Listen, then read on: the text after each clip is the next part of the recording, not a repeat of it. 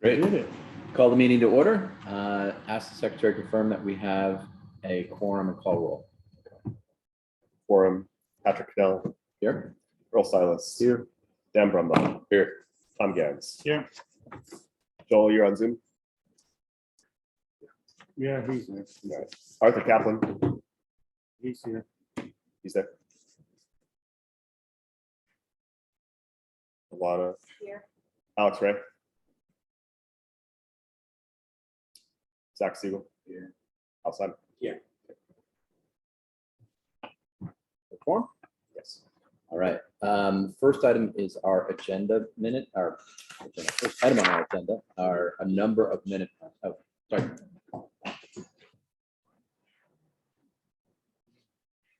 Pledge allegiance To the flag of the United States of America and to the republic for which it stands, one nation, under God, indivisible, with liberty and justice for all. Okay, our first item is to approve a number of minutes. So we have minutes from, in your packets, you have minutes from the November 20th, 2022 regular meeting. Chris has emailed to you minutes for 16. We're all the meetings going back to October. We got So 10, 16, 16 and the special meetings and the second annual meeting. So, well, board members, you have the ones in your packets and have had a chance hopefully to review those before the meeting. I recognize the others came in this morning. If you have had a chance to review them, great. Let's entertain a motion to approve. If not, I think at Chris's suggestion, we can take that vote later this week by email or whatever, and then just make sure that they get posted. So if folks have comments on them, let's say Thursday by noon. EOB or noon, and we can post it that day. Okay. Is there any that we're ready to? Yeah, we I can think approve we're them. ready. We could approve the November 20th right now. If those comfortable with us, anybody have any questions on those? I just have one housekeeping issue. Just if you could please on the minutes include any staff that is here. Oh, yeah. Can do. Thank you. Apologize. Motion to approve 11/20. Second. All in favor? Anybody opposed? Any recusals, abstentions? The motion passes. Again, for the other minutes, board members, if you'll let us know by noon on Thursday, which is the 22nd December. If you hear no objections, we'll assume those are approved. We'll post them for everybody so that we're all caught up on that. All right, let's move on. Sorry, I'm going to talk fast and keep us moving fast. I know it's World Cup final morning. I know a lot of other folks have other things going on. So an update on our capital projects. The first item is to discuss outstanding construction tasks. Michael, our community manager, was kind enough to send along to the board members a bullet pointed list. So why don't we go over that? And Michael, maybe you can walk us through that for the benefit of the community. Okay, in the main entrance, we have to decide on main entrance, meaning the main door in the center of the entertainment or the gym itself, basketball court. We have to make a decision on flooring in there, what type of flooring, carpet, or we're going to paint that. We have to take delivery of the elevator. That's scheduled to be done in the period of the last week in December and between Christmas and New Year's. That has to be coordinated with the electrician as well. Access system, fire alarms, that's all being worked on right now because we do have, 2 weeks ago, we had cable installed. So we have internet in there. So that's being worked on. Minor electrical stuff, outlet covers, stuff like that for the main entrance. The main part of the building, the basketball court, let's say, needs a thorough cleaning. First and second floor, and the floor has to be painted and striped. Cleaning, I have an appointment with Serve Pro on Tuesday morning to get that straightened out and see where we are on that. Budget wise, do we know? Do we have an idea of what that's gonna cost for surf for? I just found out about that at the last meeting, so that was not, cleaning of that was not in, when the previous proposal for the epoxy flooring, that had cleaning in it. So, and that was being done by the people that installed that.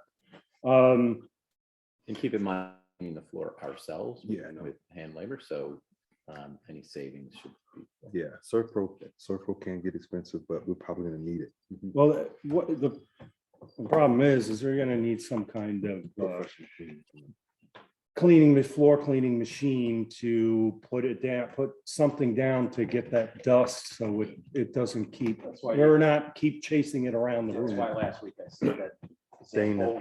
Yeah, right. It's not necessarily cleaning to prep for the painting, No, it's cleaning get so all that that way stuff you off. can stop the recirculation of the dust when you do get ready for the paint. So that's really all that's, there is, I didn't put it on the list here, there is some, we have it, it just has to be installed after it's painted, is the cove base around the floor of the gym, basketball court area. I don't want to confuse the two areas. All right, we'll call that the fitness center. So in the fitness center, we have to have the heat installed yet. The compressors for that are on order, have been on order. It's just a supply and demand thing. We're just waiting for them to come in. There's about a 6 to 8 month backlog. So we'll, as soon as, but they've had suggested we work with whoever's going, once we get the guy to the company that's going to install them, they may be able to get that somewhere else. So that is stuff that we'll have to work on. We already got the TVs. No TVs. That needs a thorough cleaning as well. TVs for the wall, it was set up for 5 TVs. They have to be ordered. That was in, some of that pricing was in the IT stuff. That's 75,000. Minor electrical work in there as well. Once again, you know, when it's minor electrical work, it's just the finishes, the covers, the stuff like that, outlet covers, things like that. Just curious about ongoing costs there. Do we have TV service? What's the We plan? can use internet. We're just gonna, it's been set up through for streaming. It was, because it's a public forum or a public building, that takes the next level for TV, and you're charged, it's a lot more money. So the easiest thing is the stream. So they have all been set up and installed with Cat 5 to take care of that. Great, thanks. And I'm sure there's more things that are going to come up. There is one, I didn't put it on each individual thing, but the access system in there as well has to have, they all need to have the finishes put on, the readers and stuff like that. I'm trying to move it along, Patrick. West Wing, that's the bathroom side. You guys just have to decide once again on that, what you want to do with the flooring. We do have carpet that will take care of the second floor or the first floor, one or the other. So we'll have to decide what we need to do with the rest of it. Do you have recommendations for us on both of those flooring decisions? I would keep the carpet that we have. It is, Industrial it's the grade. same carpet that's in the pool. What's nice about that, if something gets stained or ruined, you just pull that tile out and replace that tile. Do you need a vote from us on that, or do you just want to, do we have consensus on that, taking your I mean, recommendation? I'll get the price. I'll get the prices on that. It's 500 or 5,281 cents. For how much? That is for 30 bundles Commercial. of the tile. Does that include installation or just the features? No, not installation. He's, Is that just for the west wing or is that the west wing and the main entrance if we do carpet in the main entrance? 'Cause I know the main entrance, What's the square footage on that? I don't know, it says 30 bundles, yeah. Can we get, Um, maybe we could do this But over. to- do you know what the Honest question, square though. footage was, Brett?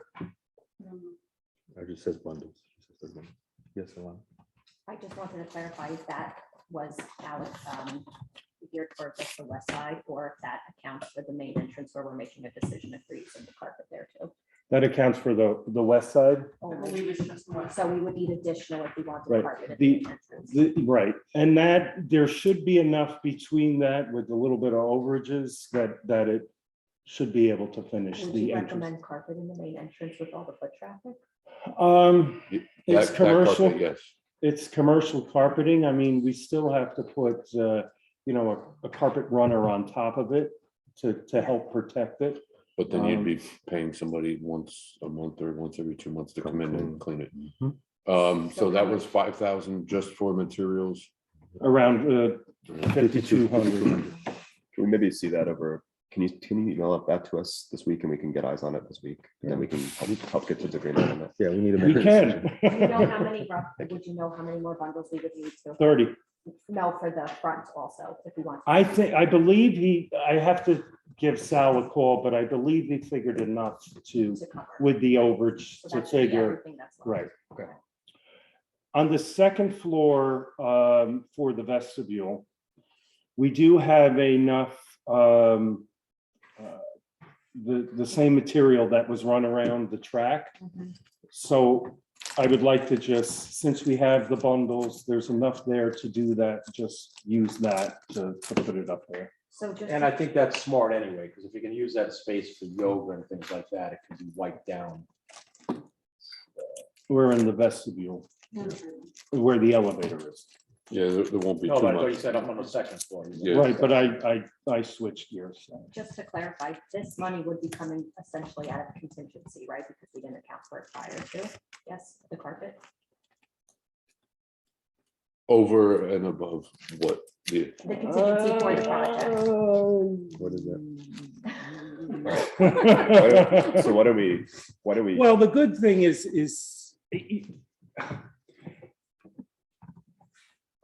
it'll come somewhere from somewhere. Really, Alana, we won't worry about that until the end of the year.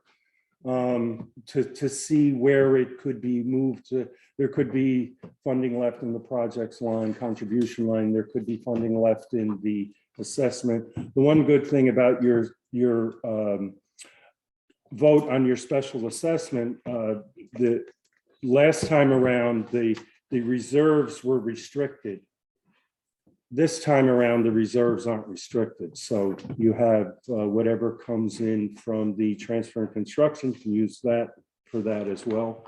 So there is wiggle room for it. And, once again, once we get past that, we'll know more where we're gonna get the funding from. Didn't members voted to release reserves in TNC for debt payments, not for actual? Debt payments are payments of the cost of the construction. So it's a technical matter that's not correct, but Okay. I think we want to be careful about Just adding random. on. Right, things. exactly. I don't think that's Dan, what, are you we're comfortable with authorized that? to do. So was the question, was Was that it in the spending? original sort of bump Yeah, sums this that we goes above and budgeted? beyond the scope of what we had accounted talk. for, so I'm just trying to clarify Right. that, correct? Yes. I think that's, the answer is yes. is right? this Okay. flooring something that needs to be done to close out anything specifically? Or is it necessary to open that area, or is there anything that we need to make a decision on like right now? Because of that flooring? Well, yeah, it's not something that has to be done today. urgent. A decision has to be made though, but it is putting together and closing your building, getting things done. And so along that lines, oh, sorry, you weren't finished with your list. I apologize. Almost, he was almost. Almost. You swing. We have finished installing the split units on the west wing. We're waiting for a couple of contractors to come in, and I've expanded a little further out into Orange County to see if I can get somebody in here to take care of that. So as soon as we can get them finished, we will. The office side, the access system, alarm system, the split units, same thing as above. The IT is in the past week, they've tied most of that down. Most of that is up and running, and minor electric work. We're hoping in the next couple week or two to be maybe move in to the office. My thought is maybe the last week of December, closing the office down and moving over in there if I can get a temporary CO. Time to do that. Okay.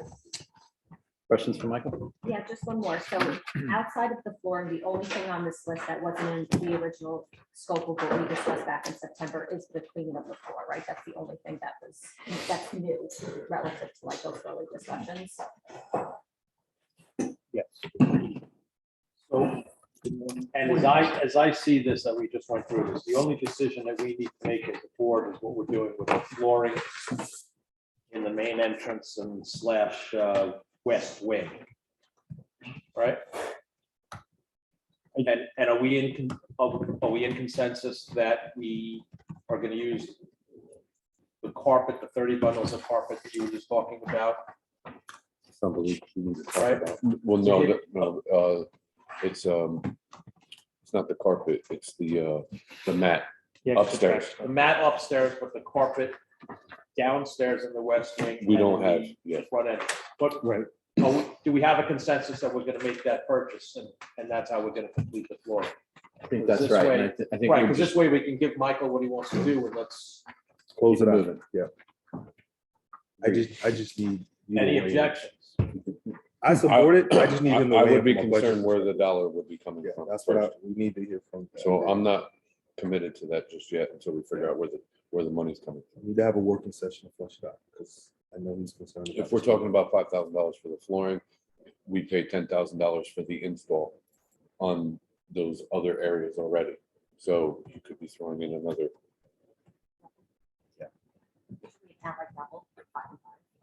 Yes. Yeah. and that's just, that's a guess. Yes. all right. So we need to vet that before we One get. sec. What was Sal's cost for the,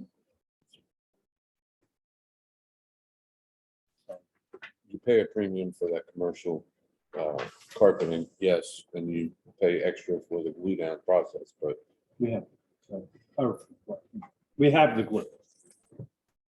well, that's helpful.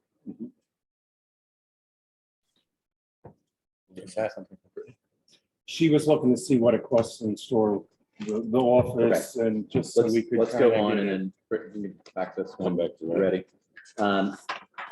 So while No, that was for the office, first and second floor of the office Okay. we, and the board. this could possibly be the worst time to raise this, but what about basketball hoops, pickleball nets, et cetera? He gonna let us spend Basketball money? hoop we ordered. Basketball hoops are ordered? Okay, what are we doing? We got one. There's a half court. Yeah, it goes on the other side. So pickleball, somebody dropped off donated a net. It So was serious. we do have that for now. Just the striping on the floor is basically what's that's gonna cost us. On the, since we skipped ahead to that item, in terms of like community programming for the gym when we get that open, can I just sit down with you, Michael, early in the new year, and just now that we have the kind of community events budget set, can we just review kind of overall programming costs, just to make sure kind of have a sense of what the kind of budget numbers will be for those, like for the aerobics, for the yoga, for any kind of Okay. programming we want to add, and then we can just kind of report back to the board. I thought you were talking about programming for people to get in. No, no, no, no, access, no, But no. that's something you guys should We think have about to. as well as are, times. segregating on who can access what with our access system. I got it. Just events. I got it. Well, we do have a line item on that in just a moment. Let's talk about the fitness center equipment. Sure. I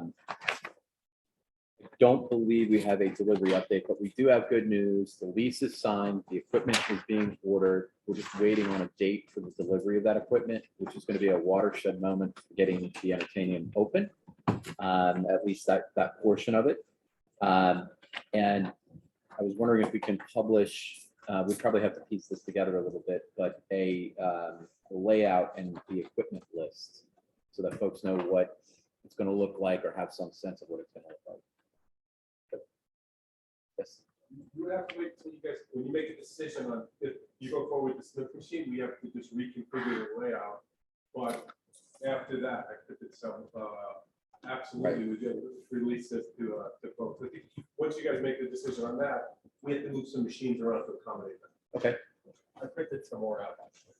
Well, that's a great transition to the next point, which is to talk about the possible additional equipment. So Smith machine, I think Dan had mentioned, Zach had looked into. We wanted to have a discussion about that. So Chris, maybe you Where I wanna go for sort of cutting intro it and lead us off? expenses. Yeah, Is that where you're going with that? I'm a Smith machine dude. I'm in the gym. I got your back. So at the last regular meeting, the board voted to execute the lease on purchasing gym equipment, or leasing gym equipment for the entertainium. As part of that vote, we agreed to take a look at potentially adding a Smith machine to that equipment list. And we've been looking at that offline. And I guess the main thing we wanted to do is just ask Joe Bacana, who really was supported Tom and Zach and me in kind of putting together the proposal that you saw last time, to come in and just give us an overview of kind of what this Smith machine would entail. I think the pricing for it, I looked back at the old estimates. It's including plates, we're looking at it would be around an additional $5,000 all in. I mean, we probably do it as a leasing arrangement, but $5,000, give or take. I mean, maybe a little higher with inflation, but like ballpark. So I think that's the cost piece. Joe, do you want to kind of give us an overview on kind of what the Sure. So should I extend or sitting's okay? If you don't mind, just Yeah, because we have the microphone. closer to the We can hear you perfect in the parking lot.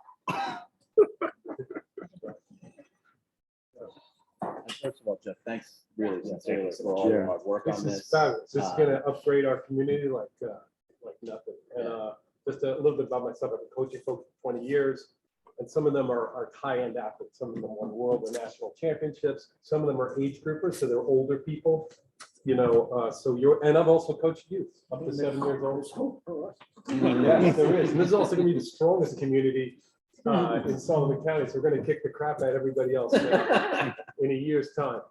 But the advantage, so basically the way we did this system, I think we saved money from the last year's quote on that. And what this does is it helps target all muscle systems in all three planes of motion. So the advantage of a Smith machine is it's a controlled use. Basically on tracks, there's latches, so it's a very, as far as safe systems, it's pretty good. We wouldn't want necessarily a bar system, like imagine a bench press machine where somebody's alone and something could happen. It's very risky.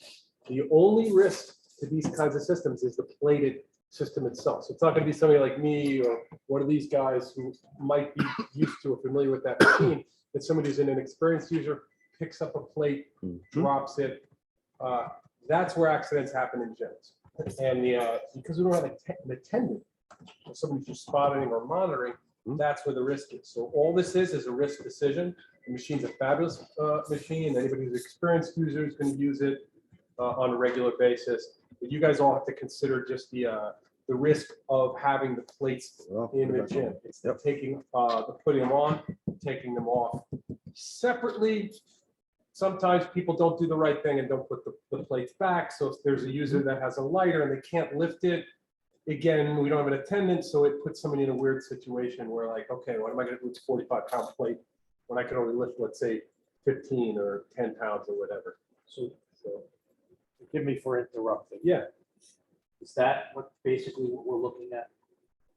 Doesn't have to be the same exact thing. Is that a- that's about, Is that that's a- about. He got an old school A one. residential one? No, Oh. No, he's it's got a got the- commercial one. It's, All right, I just want to know that this, like to visualize. yeah, let me see if it's got the. Probably doesn't tracks. have the tracks machines that on you it. have, yeah, it doesn't have the tracks. So That's this even one more has dangerous. Basically, it's like, the bar is kind of inside, it tracks it, so it's not gonna fall out. He's got a power rack. So in Yeah. addition, Yeah, to that's more of a power. so in addition to the risk and safety issue, you said that there's an issue about people needing to re-rack the plates. And It's a that's little bit of a politeness, maintenance issue. Yeah. That's again, But that also can is get part of safety. Yeah. Because if you have, he and I going in, we're playing with 225, we leave, someone else can't come and take that off, or if they attempt to take that off. That's a safety concern. Signs, by the machine. yes, the next level has signs up just like that, Like because I everything. work out there, Mhm. and it says, if you can't put your plates, we'll be happy to have one of the women at the front desk listen for you. It's like a little cheeky, people. leave Yeah, their plates. he's serious about that too. And he's serious about that, but he's like, it's just people do that in gyms. I'm telling you, I work out, any gym I've ever been to, people leave their freaking like plates on it. I don't know why it's like, but. So, and again, it goes back to the attendant thing. Is it gonna force somebody who is an attendant to have to go in periodically and do a sweep and re-rack and stuff? So do we have a sense, I know we kind of danced around this a little bit, do we have a sense of what the demand is for this kind of equipment? Yeah, well, we need Dan.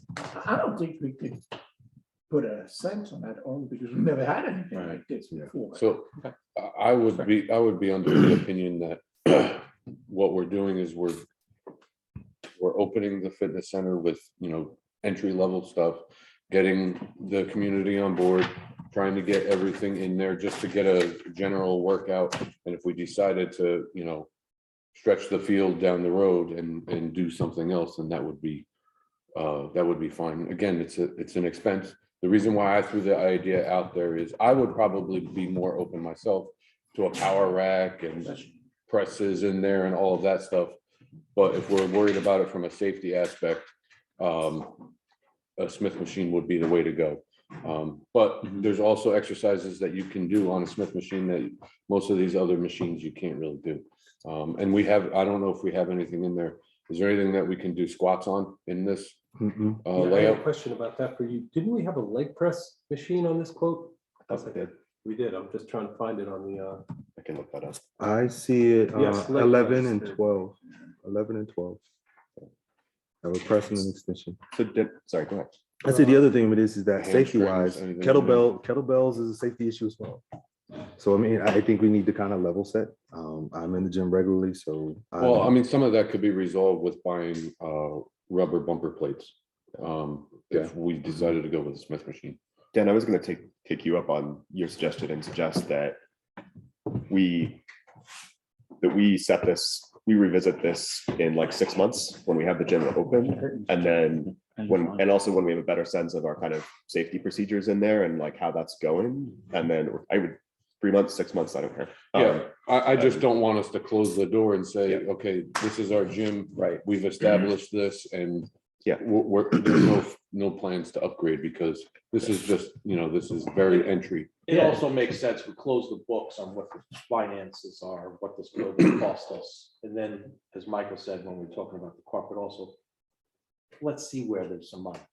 Yeah, right. We'll have a better feel. We'll have a better feel for the need, for the demand, Right. as well as for How does where the that money play But- into the reconfiguration? But as down far the as road? the space goes, you could probably fit a Smith machine right where the dip number 24 is. You'd move number 22, you'd move the Roman chair to the other side of where the kettlebell dumbbells are. So you move that down here, you take this, which is basically the pec fly machine, you move it over here. There might be a need for more space in there because people have to be able to get to the plates. They're racked on the side of the Smith's machine. So we may have to move another one of these machines down. We have But there's just, a plan for that, like if that. needs As to a simple happen. substitute, I could just say move 24 out, put 24 next to 22 and put the Smith machine where 24 is, where your dip 24 is the dip. But Station. You could do it that way too. That actually could work. So you'd have that up against the, well, I think we'd have to measure it out. Like what I want to do is just, because I measured out all the equipment Yeah. on that, but like, let's see what fits. Because the Smith requires space on either 7 side. feet, yeah. But the point is, it's doable. yeah, question though. We're about to bring in an incline, a flattened incline bench. You would have to use this floor space. Well, I'm looking at 19. From a safety perspective, there is no safety measures in place for the flat bench, except someone who knows it. Oh, on dumbbells, yeah, those Correct. are all dumbbells, Oh, they're only dumbbells. yeah. So along those lines and what Alex brought up before, when we get all this equipment from the leasing company, is there signage and instructions how to use this stuff? Mhm. That's included? No, it should be. I would assume every piece of equipment, like not even like a crunch, not something advanced, but every piece of equipment should have. Most of the Victoria. pre-core stuff has a basic exercise layout of what the machine is for on the machine itself. At the gyms, so What- we What actually, it's for, but how to use it. I So, mean, if a yeah, novice yes. is walking in. so we have this equipment at my school, and it is pre-core and it's advantage. Mhm. And what you have on the sides of the machines are actually visual Okay. displays on how to use it. The short answer on the safety stuff is I can follow up with Matt at Advantage and ask him kind of. I'm sure what he they're providing. has. That's But there why I is, think in my it makes experience sense. with the pre-core equipment, there's pretty easy to read kind of diagrams on the side of the equipment that shows. I was gonna also offer my time, when we open it, and I'm sure other guys could do this too, we have like an opening day.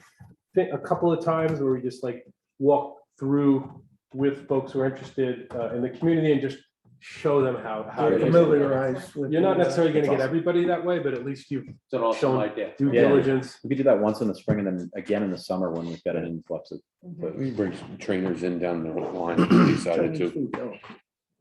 Well, that brings up a point is that people hire the turkeys, trainers, right? That's they're what gonna I'm have to worried sign about. sort of a liability or a waiver, because that's Yeah. gonna happen.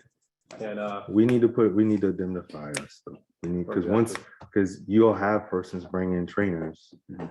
And now that's a liability. Well, most for gyms them. have an assumed risk. But it's liability. documented though. Still need to, yeah, we need Maybe- to document. Can we check our insurance policies on this for the entertainment and make sure that we're, Yeah, I We're reached good. out to him. I saw that you said there's some help. He's gonna need some, just because not even just this piece, but the dam, there's a lot going on with this. So we'll definitely have to consider this. I think we include this piece in the insurance. Yeah. Because as the Smith machine, just in case we do go down that route, we don't have to add it or have to worry about it. Right. So we're gonna go Mhm. full extreme on that. Or But that- worse, forget about it and then have. but that's gonna require a couple. next But couple what of if you're weeks, we're saying really if you working just with that. asked, So, Let me know what let's you say, yeah, a I friend gotcha. to come and work out with you, you being a member, I don't know. without having to give it a title of a trainer? Whatever you say. Yeah, I think I you're mean, right. it's We kind hadn't of thought like about if it. somebody falls down the stairs at your house, I guess at that point. Yeah. Because I think the more we put on stuff, I mean, it's all cha-ching. I mean, Yeah, I was gonna suggest that you guys consider that anytime anybody uses the facility, that they sign a waiver. waiver. Anybody who comes in there. Yep. That, that's a prerequisite. But the thing is with no attendant, that usually happens You're when not you have gonna an attendant. enforce that. When you don't have an attendant. Well, you how can should I- enforce it. And you can enforce it with the access to the room. to the- That's, Yeah. that's what I was just gonna And say. so. However- You could swipe separately just to get in The there. worst people for this is our members themselves. Hey, Earl, I forgot my key's not working. Can you let me in? The access system is doing its job. It's the person that lets in, but I don't think you're gonna have that much problem. I So- hope you do. So maybe we circulate a waiver that goes out to each member. and- Well, you just don't give them access until they sign off on the waiver. But every member would get that, Yeah. almost like a ballot. You just send them out. All right, so you're envisioning a separate swipe to get in. There is a There separate is, swipe. And then there should be an assumption when you swipe that you're accepting Yeah, that by waiver. you- So we responsibility. could put a sign right there Mhm. by swiping and entering your. We'll just give Hal access to it Yeah. and Michael doesn't have access. That's until you sign the waiver. Yeah. That's Crazy, how we can gotta do go it. through all of this to, But we got to. But Especially you're, nowadays, choice. Probably- No choice. I would say probably the insurance company is going to want us to do something Yeah. on that lines. Yeah, Um, having the waivers will surely help us on the pricing, I would imagine, a little bit. Having those policies in place. And So then thank had you. a conversation. Thanks, Joe. Appreciate thank you. Thanks for Thank your you, help. sir. Awesome, thank you. All right, let's move on to fitness and activity programming. I wanted to just get a sense, because I think the questions are out there, what's going to be available indoor, outdoor? Is it going to include pickleball, paddleball, shuffleboard? Will there be exercise classes and yoga? And do we have sort of an idea of the scheduling of all of that? So a lot to throw in at once, but That's a lot. what's the plan? If there is one. Can I suggest that we move, that I take that up with events? Yeah, Is that, all of that programming goes to the events budget? Can I take that up with my committee and report back? Perfect. Great. Perfect. And I'll work with Michael too. Okay. All right. So let's go on to the management report. The first item is the Lake Louise Marie Dam PEC inspection report. Michael received. And just so you guys know, this is a yearly report that happens every year because it's Class C high hazard dam. Usually, usually they let us know when they're coming. This year they just came, which is okay as well. But it's just a typical report that also helps us with our insurance, because it's got to be submitted to them as well. There is registration forms that we do every year the dams get registered every year. They did receive our form. I don't know why.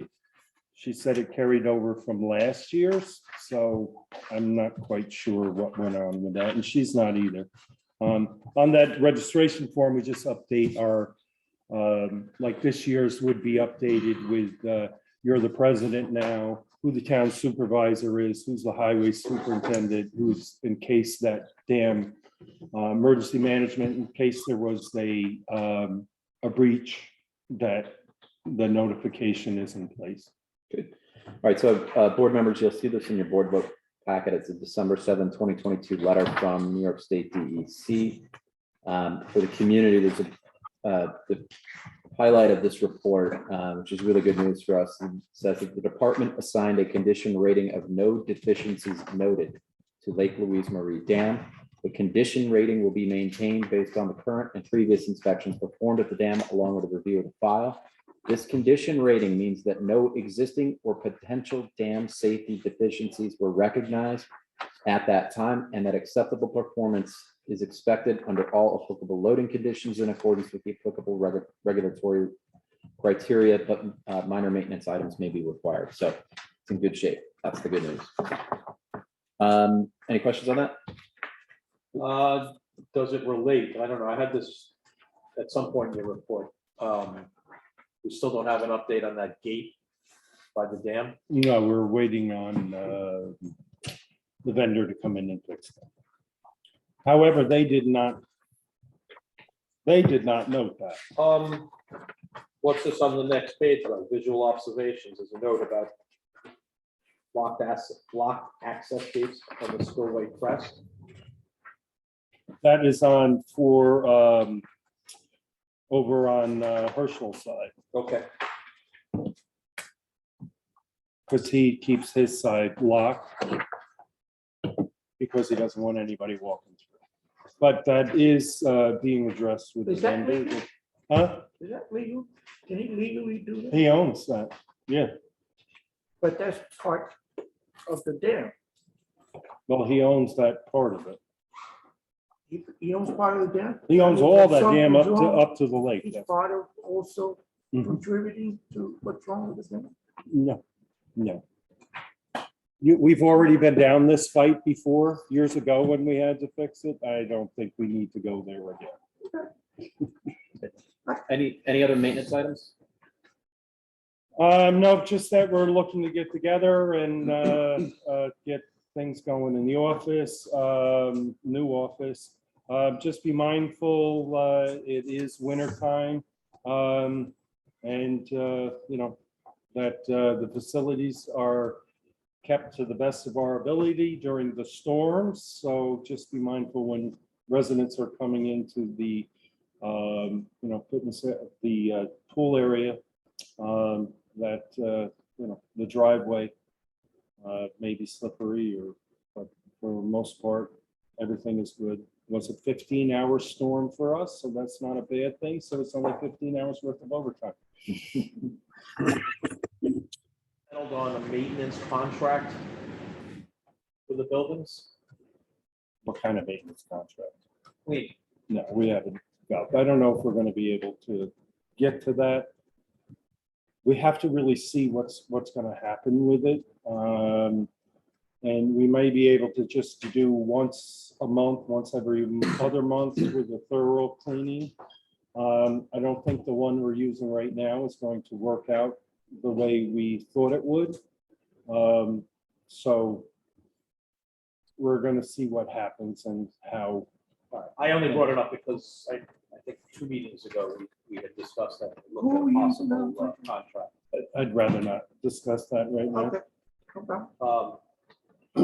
I think if we do enter into a contract, and I guess maybe we don't need to talk, we should have a schedule, the scope of the work's got to be clear, all of that type of stuff, so.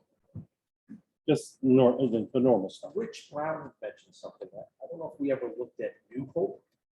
coming Oh, into- just, we use New Hope. Oh, you do? Oh, yeah. For the last 30 years. Okay. If anybody is ever at the pool and sees Chris there, read the plaque that's on the door about him. Chris is a New Hope employee. Got it, okay. Let's move on. Insurance renewal process. Any update?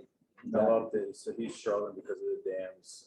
The gym is gonna be obviously a much more comprehensive gym than we had before, with some machines. So back to the drawing board, but he doesn't have, I connected him with a bigger company that he's striking out, so. I just, a friend of mine, and somebody who does brokering on HOAs in the city, I just happened to think of him earlier this week. I haven't reached out, haven't shared any details, if there's interest there to see, just to find out what there's Conversation more would be good, options. Okay, Yeah, but we can't, I just connecting the dots, I can't do much more than that. yeah, exactly. Did you ever get the lost ones? They never sent them to They you? never sent them, no. Unbelievable. Well, he was waiting He to was waiting, I pull, asked, yeah, to pull him. He didn't want to like red flag. The when- first day, he didn't want to pull it Yeah. out in the first month. He wanted to wait until the second month. Who's he? We keep saying he. Adam Herfield. Adam Hurst. So our insurer Current agent. broker, yeah. Agent. Yeah, and it wasn't a good spot, but the non-renewals are making it a little bit trickier. And so he didn't want to flag the other companies by pulling the loss runs, but now that we have the non-renewal, I told him to pull the loss run. We're gonna be down to the wire here, so I'm going quick. Again, I connected him with a bigger insurance company that he hasn't worked with yet to see if they can come up with a solution, but yes. And this problem isn't just unique to Emerald Green. And my understanding is this is happening all over New York State. Certainly in the city, we've seen markets pull out. Excess markets are crazy right now, so it's. Our biggest problem is the lakes, the dams. That's one of our, there isn't a lot of companies out there that do that. So that's, and we own, there's A, B, and C, and we have one of each. So are we able to break that up? Get insurance for the lakes, the dams? He's separately trying to from- get creative with it. It's hard to break it up because they want everything, insurance carriers. So to break it up, like you said, the excess market, he could potentially go and find an excess, but they're probably gonna want a lot of the pieces, not just the dam. They're not gonna want just like the dams. So, right. It's definitely a trickier thing, but Sounds very complicated. What's It the is. worst case scenario in this? Is that not? You have a worst case scenario? Is that not applicable to coverage if that happens? there has to be, someone's gonna be covering us, depending on the premium is gonna be the worst case It's cost, scenario. it's cost. Right. Yeah, someone will, so. Or the terms of coverage are such that we don't have coverage for dams. That could be one another worst case I could envision. Okay, we'll keep moving with it. But the gym is, we're making sure, I did fill them in, that we're making sure that it's a comprehensive gym. and especially if we're gonna add Smith machine and different stuff in the freeway to make it a little bit airier. So. Any other management items? No, we're good. If I think of something during the meeting, I'll interrupt you. Okay. All right, let's move on to the financial review. First up is an update on the loan terms. I'll turn it over to Dan to make a good announcement. So, yeah, great news. We just recently converted we authorized the conversion of our $3 million construction loan to a 10-year note. The details of that 10-year note are we converted as of December 3rd. So we're locked in now at 6.60% for 5 years. We did have some conversion fees or closing costs associated to this loan. Which was $3,000, right? Mhm. We avoided by doing this in the immediate up to 50 basis point interest rate increase is what we were facing if we continue to not get this loan converted. So we just saved an awful lot on interest penalties by getting this done.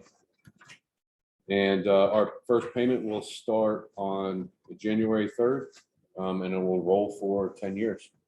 So overall, this is a big milestone for the community. We got the construction loan converted. I would just say that it was obviously a roller coaster ride just getting to this point. So I'm ecstatic that we were able to make that happen. Go ahead, Michael. Yeah, well, it's set for 5 years. Right. The interest rate's set for 5 years, but the overall note is for 10. So that's kind of where we're at with that. Any questions or concerns as far as the loan conversion from anyone? Thanks, Deb. Great job. Thank you. You're welcome. Getting that interest rate locked in in this environment, that's a big win. Big win. Congratulations. Huge kudos and thank you to John from Wayne Bank also. So he's been very helpful. And he's been a big partner with us. So I have a question. For you.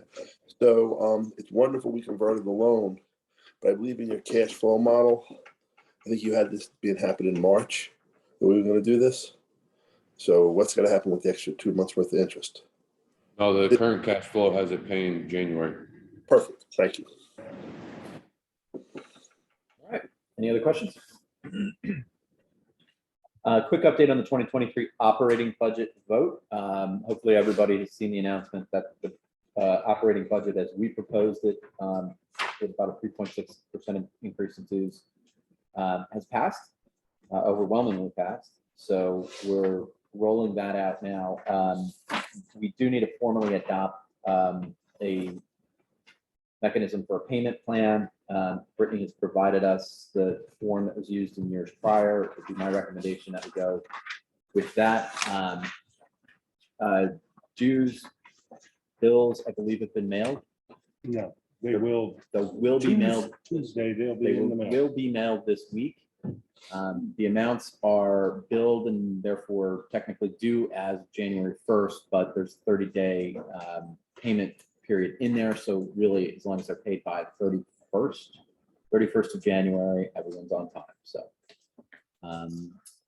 the form is in the board book. It's the same, except I think, yeah, this is the same for the 2022 annual dues. We would just update this with the amounts in 2023 on there. Is that right? Okay. So just to clarify, we haven't changed the due date whatsoever. It's the same due date it's been for years prior. Good point. Yes. So if they are going to get on a payment plan, that first payment will be due sometime in January. Right. People seeking payment plan should reach out to the office ASAP. is what- Well, after they get the form will be in their dues and emailed to them. Also, the only thing we're going to add on here, I believe, is not on here. Just that if you pay by a credit or debit, there is a 3% that's charged by It's on the. the bottom here. Okay. 3.5. Are we taking crypto for payment? No, Let's go with no. I don't understand. I'm Neither does anybody I'm else. having a hard enough time with Google Docs, so. I'm with you on that. So, any questions on the form or the payment plan or the concept of the payment plan? All right, we need to formally approve it. Can I get a motion to approve? Second. How much? Motion second. All in favor? Aye. Anyone opposed? Any recusals or abstentions? Hearing none, the motion passes. All right. Thank you, guys. Now we need to approve the November 2022 financial reports. Turn it back over to Dan. Board members in your board book. You have. You can read that. That's the cash flow, current cash flow So analysis. that was the first one, which was not the updated one that I sent after, but that's fine. Okay. Apologies, I picked out the wrong one. And then the We'll let it slide. and then the budget comparison for where we are in the year. So, Dan, So we'll talk the about, highlights. we'll talk about some budget highlights for the month. Overall, our income, we increased over projected just shy of $10,000. We received $5,400 from the water company under service to water company. So thank you to Alan and the water company members for that.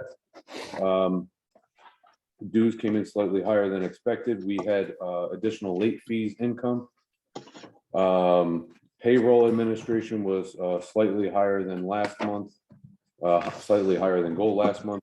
We continue to see a trend there running over on the administration. Outside services, we were 16,000 over budget last month, 7750. We paid out for the accountant, 13,500 for the audit. Just as a quick recap, last month's meeting, we discussed our payables. Our payables at that point were $290,000. So what we're seeing happen is as we continue to come clean on those debts and payments, you'll see that reflective in the budgeting and the spending for the month. But our payables have gone down considerably. So we are now at, instead of 290, we went down from 290 to 161. So we've paid off a massive chunk of our payables. So Hey, Dan, great job. so question, the auditable services of 13.5, that's a static expense, but from a reoccurring perspective, how are we forecasting that? That's in our budget. Okay. That's something that's driven by your bylaws too, that you have to have That's a Yearly manual, audit. this is a yearly also basis. the accountant fees are a little higher than what was budgeted, and a lot of that has to do with the construction project, what's going on, the work. That's what I was asking. Yeah, the work that's going on with the construction project really wasn't in the budget for that, the extra work that they're doing. So we expect this to not be the same next year. Mhm. From the height, that's 13.5. What, that's the audit. 13.5? That's the audit. That's the audit. That'll be that. That'll be expense. flat. The accounting The accounting, is the variable. right. And legal is obviously under that line as well.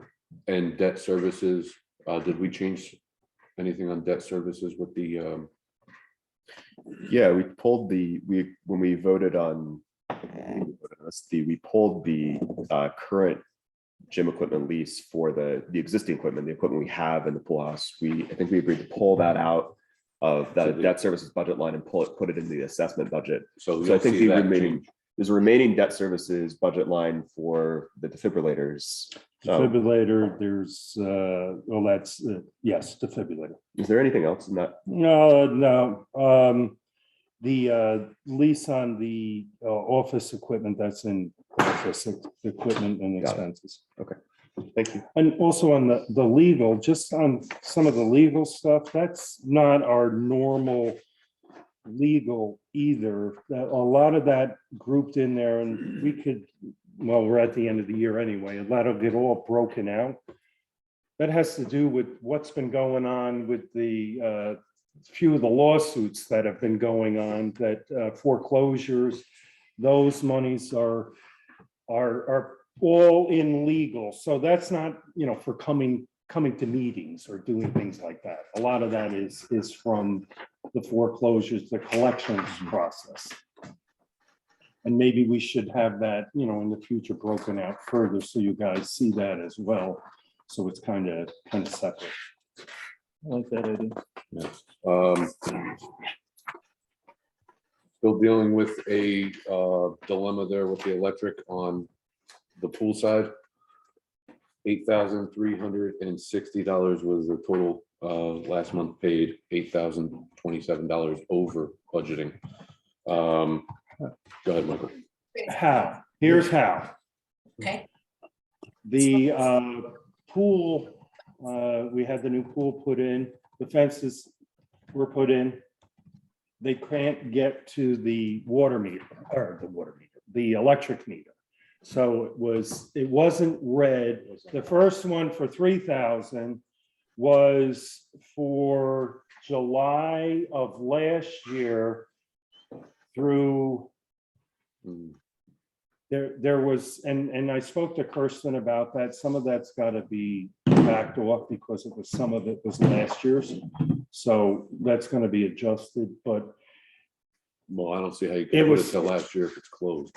it I cannot credit. there's so some of that will be adjusted out because you got the last 6 months or 5 months in last year, but that's what the problem was. And now that they finally got in there, they do have our proper address, because they were sending the how they have our wrong address is beyond me, but they were Well, sending it to You're kind of missing the biggest reason. So when you can't read the meter and you don't have access to read the meter, how do you get billed? By an So estimate. historical. Yeah, it'll be And your historical estimate. from the year prior had no pool. So, They just randomly threw a number. it's a brand new service, and it's also 3 threes. So Yeah, that's the they'll other throw a issue. number. They'll throw a number on it. perfect timing for cookies. Thank you. So the other 4,000 was the rest of the year, and now they are reading it every other month when they come in, or every month. I note that we're far enough off the gym discussion that the cookies have made it. Made their way. All right, any other questions on the financial report and budget? Dan? All right, hearing none, can I get a motion to approve it? So second, all in favor? Aye. Anyone opposed? Any recusals or abstentions? Hearing none, the motion passes. Thank you, Dan. Next item is a general update from the water company. Alan Fitz, how are you? Good, how are you guys? Good.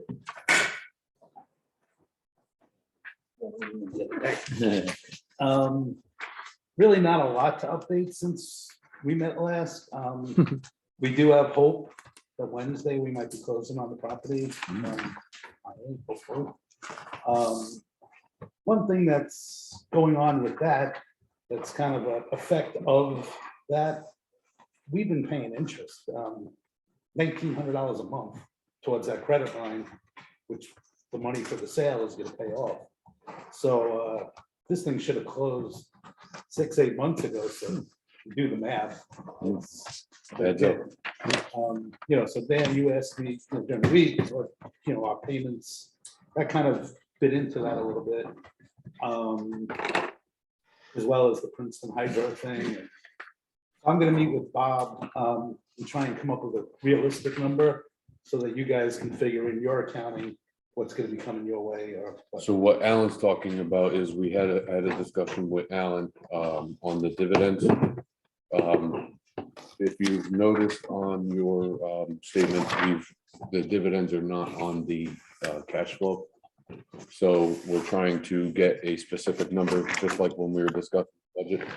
We didn't have a specific number because it seems like it was a little bit of a roller coaster ride going on between expenses. So we want to make sure that we get a very strategic number, something that we can hit. Yeah, we want to give you guys a number so you know what to expect, and we have a number that we know we can take care of. The $5,400 that we paid you guys was a lump sum, starting in January for the services we'll be paying monthly. Yeah. So that'll definitely happen. We were gonna send out a notice, we were gonna have a meeting Tuesday, but now with this Wednesday, we're gonna hold off, see how that goes, and we'll let you guys know when we're gonna meet next. Great. Um, Hope it works. Yeah. I hope it works. too. The Princeton Hydro report, do we have a copy of that yet? Just, they haven't reported what the outcome is, just Okay. test results and whatnot. Do we expect a report Yes, we do. this month, next month? Well, they just finished on the testing. They've been in testing, so I'm sure in the next few weeks, Maybe by the next meeting, maybe. maybe. If Bob isn't able to attend the meetings, is there a way to put something in place for us to receive the financial reports? Oh, no, we would have had, they just came in late, they came like Friday night. One thing that happens is when Emerald Green is jammed up, that's jammed up on their side too, because they're both done at the same Sure, time. I'll And give a if quick we're recap doing of them at the last minute, Yeah, we didn't get financials till yesterday, so we haven't looked at them. Once we look, we'll certainly forward them off to you guys. Next time we do a workshop together, and that, I think the last one was super helpful, and I really appreciate it. And I really appreciate the time you took to answer the questions about the water tank. I would love to add that to an agenda for the next workshop, just to think about that, because that's a Well, pretty okay, big ticket capital Absolutely. project that I would love for us to kind of understand too. Absolutely. So kind of the way it happens is the accountant will contact me the week of a meeting, and she'll say, okay, I have such and such availability. Can you meet with us and we'll do a quick recap? And then the way it's been working is it's like been right down kind of to the wire, because she's obviously got other obligations to do. So what did we discuss? What was that, Wednesday or Thursday? During the week, it was late, Wednesday, Thursday, the email started coming out. So by the time she gets our side complete, then she moves to the water company. So they probably didn't get theirs No, we just until got it. yesterday. But we will, again, send it out to you guys. That's basically it. Thank Any you, other man. Thank you. Thanks, Alan. Have a great holiday. You guys. too. Yeah, appreciate you. Take care. Yeah. All right, we're gonna move on to the committee reports. First up is the Lakes Committee. Mr. Brown, are you on? Rich Brown, co-chair of the Lakes Committee. I'm I'm here. I just want to change my screen. Okay. So, Rich,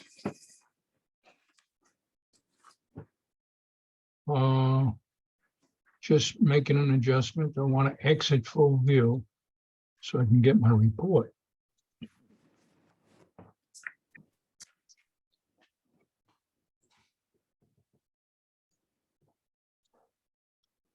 Okay, I can't get my screen to shrink. Here we go. All right, can you hear me? Yep. We had a meeting this past Thursday night, and basically we did a summary of all the projects that we are on. We discussed all of them, and I am trying to get down, there we go. Okay. We have a number of projects that are actively being addressed. One is the motorcraft speeds. The other is the boat parking lot and storage. I will go over these in a moment.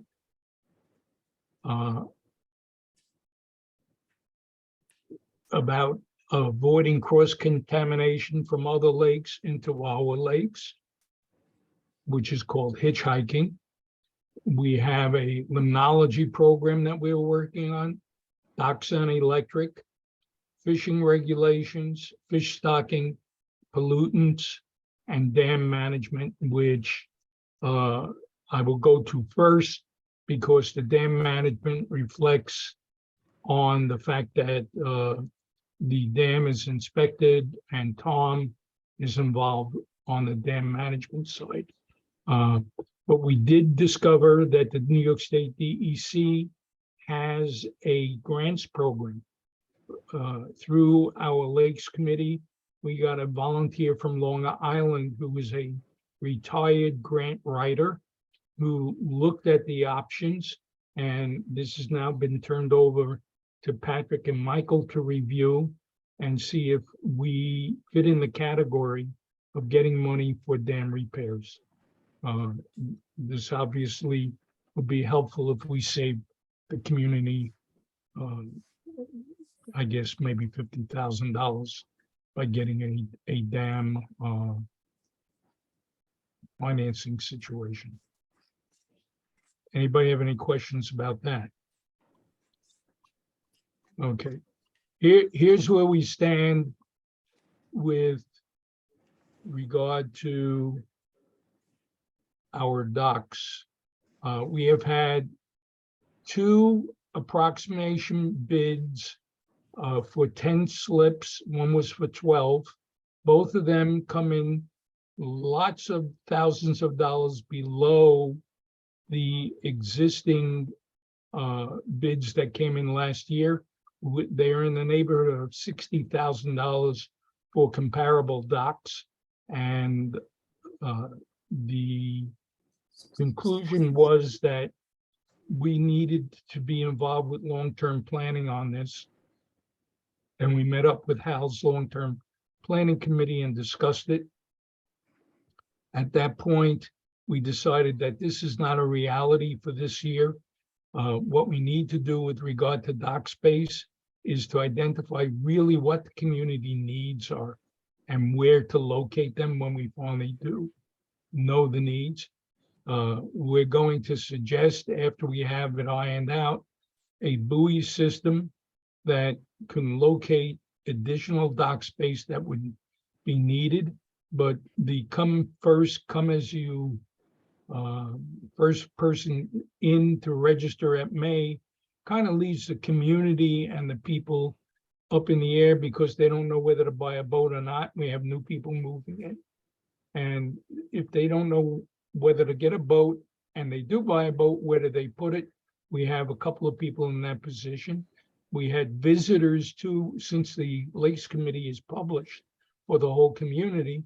We had a couple of visitors saying the same exact issue. They want to buy a boat, but they don't know where they're going to keep it. We have to address the dock storage area, the racks that are on the side. Personally, I'm not familiar with them because I'm not down there and I haven't seen it for a number of years on Lake Louise Marie, but I know it's helter-skelter down by the dam side.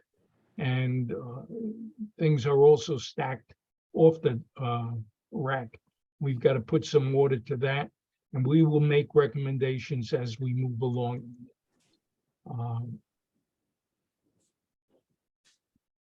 I just want to. All right. Regarding the storage area, and I think this is something that has to be discussed in detail at this point. The storage area, we've had conversation, members of the committee have conversations with people that are vendors, and it is now believed that one vendor is just dropping his salvage material off at the storage area. Michael, my conversation with Michael indicates that Michael is aware of everything that goes on back there because he visits the area on a daily basis and can identify it. But the utmost important thing we do is create a system for pre-registration of people who use it, and then a system where those people who are using it will use it only for electric devices so that gasoline does not leach into the ground. If they are going to store mobile devices, such as trailers and mobile homes, those have to be maintained and not have leakage of oil and gasoline into the ground or sewage. And we have to address all those factors. The registration can be done by constant contact. It can integrate with our current registration, and we can give stickers out and follow that procedure. I just need to, I asked Brittany to identify whether or not she thought the program could work to do that, because I had given an alternate program to do it. I've not gotten a word back. I'd like to know if the office has anything to add to that now. Hey, Rich, this is Earl. So Michael and I, probably yourself, need to kind of sit down and have a conversation, because this is one of those action items that you and I spoke about a few weeks back that overlap between the Oversight Committee and the Lakes Committee. But I think there needs to be some structure in place. So sometime this week, we all need to kind of discuss how we can roll this out and what rules and governance need to be put in place to ensure that there's no nepotism. I mean, when you balance, there's boats over there, there's trailers over there, there's a lot of things over there also. That's where debris is put. I just think that we need to sit with Mike, and you and I kind of discuss this and kind of ensure that there's some rules put in place. I do know, I agree with you 1,000% on ensuring that there's some type of registration system. I don't know. I want to be transparent in that. How do we ensure that it's done in an equitable manner? But I do know, and I still agree, I haven't changed, that it needs to be a partnership with Lakes Committee, but it's mandatory that we loop in the office, because the management team could potentially wind up having additional responsibilities to enforce those controls. And we need to kind of ensure that that's something that's plausible. So I know you've had a conversation with Mike. I spoke to him. We probably need to look in having an open dialogue. I can do it up till Christmas Day and then after Christmas Day, to at least come back to this committee with a joint perspective based off of the two committees and some advisory on the guardrails of executing this on behalf of the management office. Earl, Sir. I agree that the management office has to be involved directly, and I think we wrote a very detailed Plan, yeah. Yep. Okay, that kind of works out all those details. It's just that we haven't had response to find out whether or not the software could work as a system. I mean, everything had a check and balance in it, in that system. The other thing is, Michael said that the office has the capability of removing the material, and we have to know the legality of how to notify the community, identify who owns what, and notify the community that if it is not removed or claimed in some way, that it will be removed for salvage within a certain period of time. I have no idea what is within our community legal rights to do, but it definitely needs to be done, and then it needs to be repeated every year for people to register. Once we get a system that has a check valve in it, that it's registered, there's a date assigned for it to be removed from the community storage area and moved to a slip or an outside location. If it's going to be maintained as a storage area, for example, a mobile home is parked there, okay, and it's got to be removed, that's a completely separate item that people can go in and come out, but we don't want anybody going in there without supervision. That is one of the details in our plan.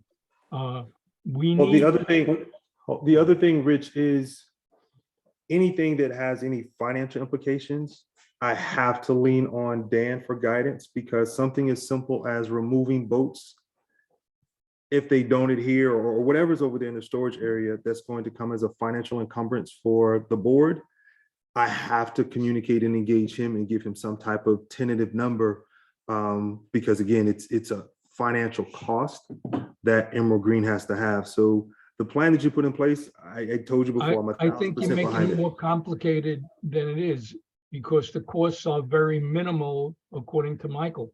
Michael, could you cut in on this? Well, it depends how many boats you're Yeah. removing. I mean, if we're picking up rowboats, it's rowboats. If you're picking up that Big big yellow thing. yellow boat back down there, I have to see who's gonna come and take care of that. Did we ever find out who owns it? No, I had, And that could be $2,000. Sheriff's Department's ran the numbers. It hasn't been, bless you, taken care of in years, so. What I'm I concerned I don't want about, to, I don't think we necessarily need to overcomplicate it either. I just think if we're gonna talk about maybe just making this very simple, a one form document registration process with everybody to leave something there. These are the rules. You sign here. This is your plate number. And move on. Outside of that, if we're talking about, Well, scrap, fiberglass boats are not gonna give you, they're gonna cost money to get rid of. So And also I think you guys have to iron out who's, off the top of my head, I can think of 4 members that have gas boats. One puts it on the river, the Hudson. The rest of them are all between Swing and Bridge and White Lake.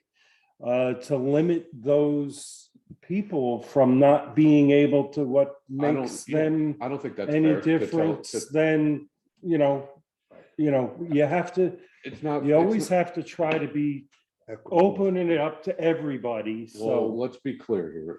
If we're asking homeowners to not keep these devices, equipment, or anything specific at their home, and we're giving them a place to store it, and they can't use it on this lake, you can't say that just because you have a gas-powered boat, you can't store it here because you're not allowed to use it on a lake. I don't think that's necessarily fair to overstep those boundaries. And I just want to make that clear. I know all we're discussion interested in, contrary, but just give me a second, Rich, please.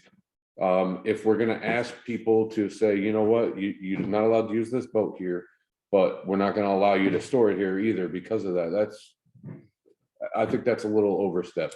But we can ask that you don't leak gas, you don't leak Exactly. oil. And if there's an expense incurred for hazmat or anything like that, then you're liable for it.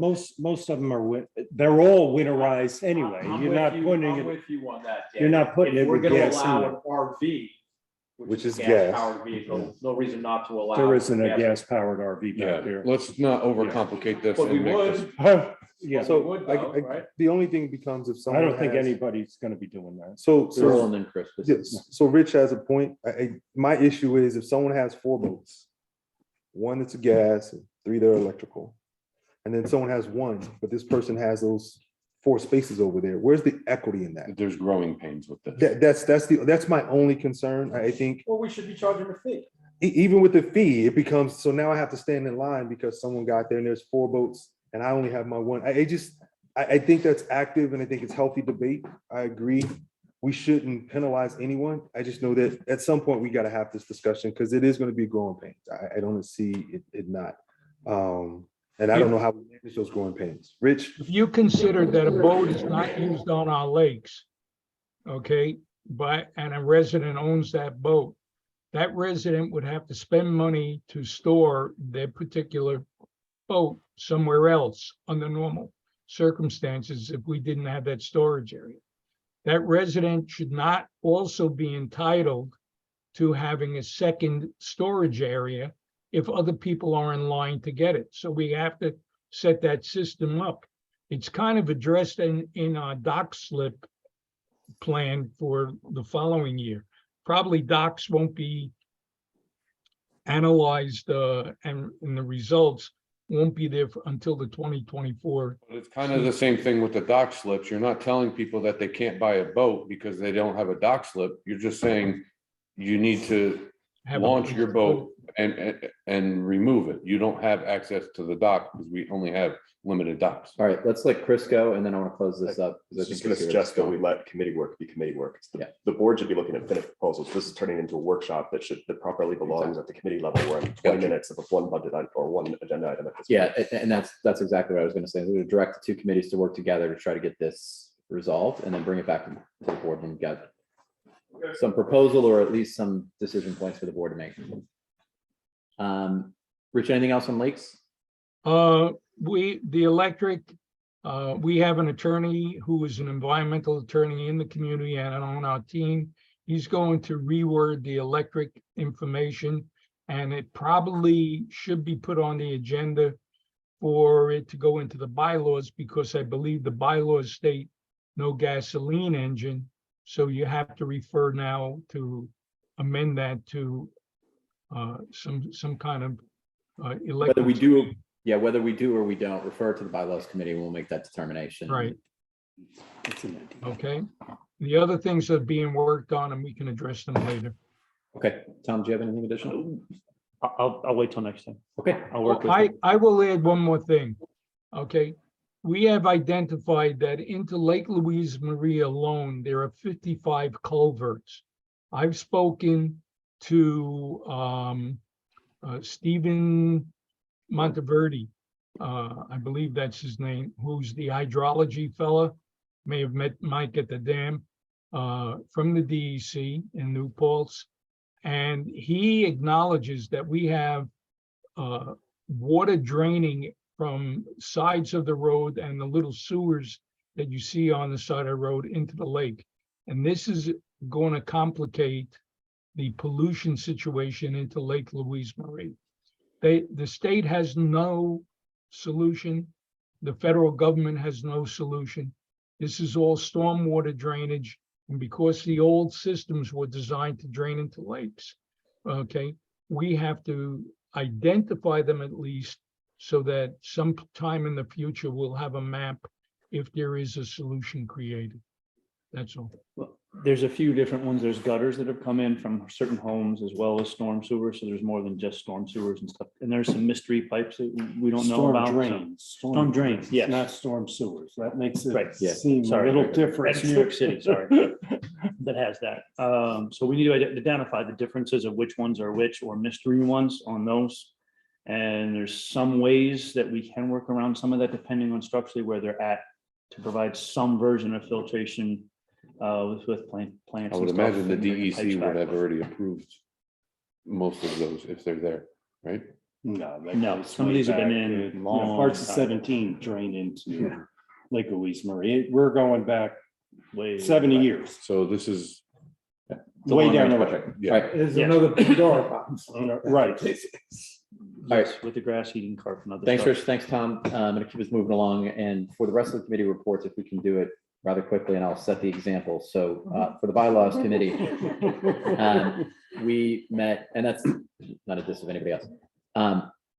We met this past Tuesday. We continue to talk about finalizing the membership of the committee, but we think we're pretty good right now. We agreed on regular meeting dates and times will be the second Tuesdays of the month at 4 p.m. Yes, that's during the workday, but we found that for this particular committee, those folks have that flexibility, but and that's balanced against too many evening meetings people were finding. So it was a welcome opportunity to do that at 4 p.m. on the second Tuesdays of the month. Talk about the violation hearing procedure, which this board referred out to the committee last month. It's a continued work in progress. We just talked about some general ideas, goals, equity that should go into it. And so we'll have a draft that the bylaws committee will look at next month, and then it'll come to the board. Same thing with a proposed amendment to make the bylaws committee a standing committee, more or less well, our bylaws allow for standing committees and ad hoc committees, standing committees being the 8 or so that we have now. We don't really have any ad hoc committees. But really to make it more of a permanent committee that isn't appointed and reappointed with each iteration of the board, given the unique nature of bylaws and what they're up to. Robert Dover is just going to take the lead in drafting some language on that. It'll eventually be presented, that we're not quite sure yet. Electronic voting, we had some more discussion on that. I'm going to bring back a proposal on process and vendor proposals at some point in the future, which will then present to the community. And we're not sure whether we need a bylaws vote on that yet, or whether that's an issue of rules and regulations that the board can adopt, but we'll work that out. Lastly, we talked about dividing up the amount of work that the bylaws committee has to do. So we're going to do some sort of working groups for now, but the first of which will be a team of 3 lawyers on the committee who volunteered, I'm not one of them, to take a look at the various sections as they work together and clean up where there are any ambiguities or any inconsistencies. Any questions on bylaws? I have a question Good about recap. the, for whatever lack of word, keeping it structured, keeping certain, I guess, members on that committee. Yeah. All right. What's that? Standing. A standing committee. I don't know that I'm comfortable with that. You know, I think whoever those members are has one way of looking at things, and things evolve. The community changes over the years. There are different interests in the community. You know, long-range planning is also something that you could say would be a standing committee, but I'm not sure that we want that as a committee. Fair enough. So I welcome, you know, input further down the road when you guys are a little closer to recommending something. Yeah, I mean, we're just at the discussion phase at this point, so. No, it's a helpful to have that view. Earl? I completely agree, but I chose not to say anything on the call because a lot of chiefs and no Indians. But I agree only from the standpoint that, and I did state that that committee, like any other committee, should be a reflection of the community. You have some anchors, but you also have some ebb and flows. But I think it should be a standing committee. I'm concerned about the terms and how that is going to be structured. I trust both Dan and Patrick, but I completely agree with you 1,000%. Change is inevitable, but there are ways to stifle change, which isn't necessarily the best. So I hear you. All right, preliminary idea. We'll see where it goes. So, I trust any you. other questions? Earl, you're up for oversight. Yeah. So this will be our meetings on Tuesday. It'll be the second meeting. First meeting was more of an intro. Since the first meeting, one of the things that's come up, just because I've had a few conversations with Rich, and this docs solution needs to be resolved. Rich, I'll let you know after the meeting on Tuesday who's going to be from our committee that's going to partner up and kind of drive it, and then I'll set some time up with you so we can collectively kind of solution that out. I am going to loop in the executive committee so they kind of have an insight of kind of what we come out with. But you can expect to hear from me no later than Wednesday, close of business, on who's going to participate on a working session and kind of resolve what this docs solution is going to work through. The second action item, which came up, I forgot the committee member who suggested it, but it was a great suggestion, is we're going to do an audit of the lights within the community. Valerie was able to give us a map, and we'll pick whomever wants to participate. And over the holidays, we're literally going to take streets and just go down all the streets and get a better understanding of which streets have issues with lights and try to feed that back to the community. Since that suggestion, someone has mentioned that there's a couple of issues with some of the lights that's been brought to Michael's attention. So it was serendipity that we're going to do this. And I just think it's us being proactive from a safety perspective.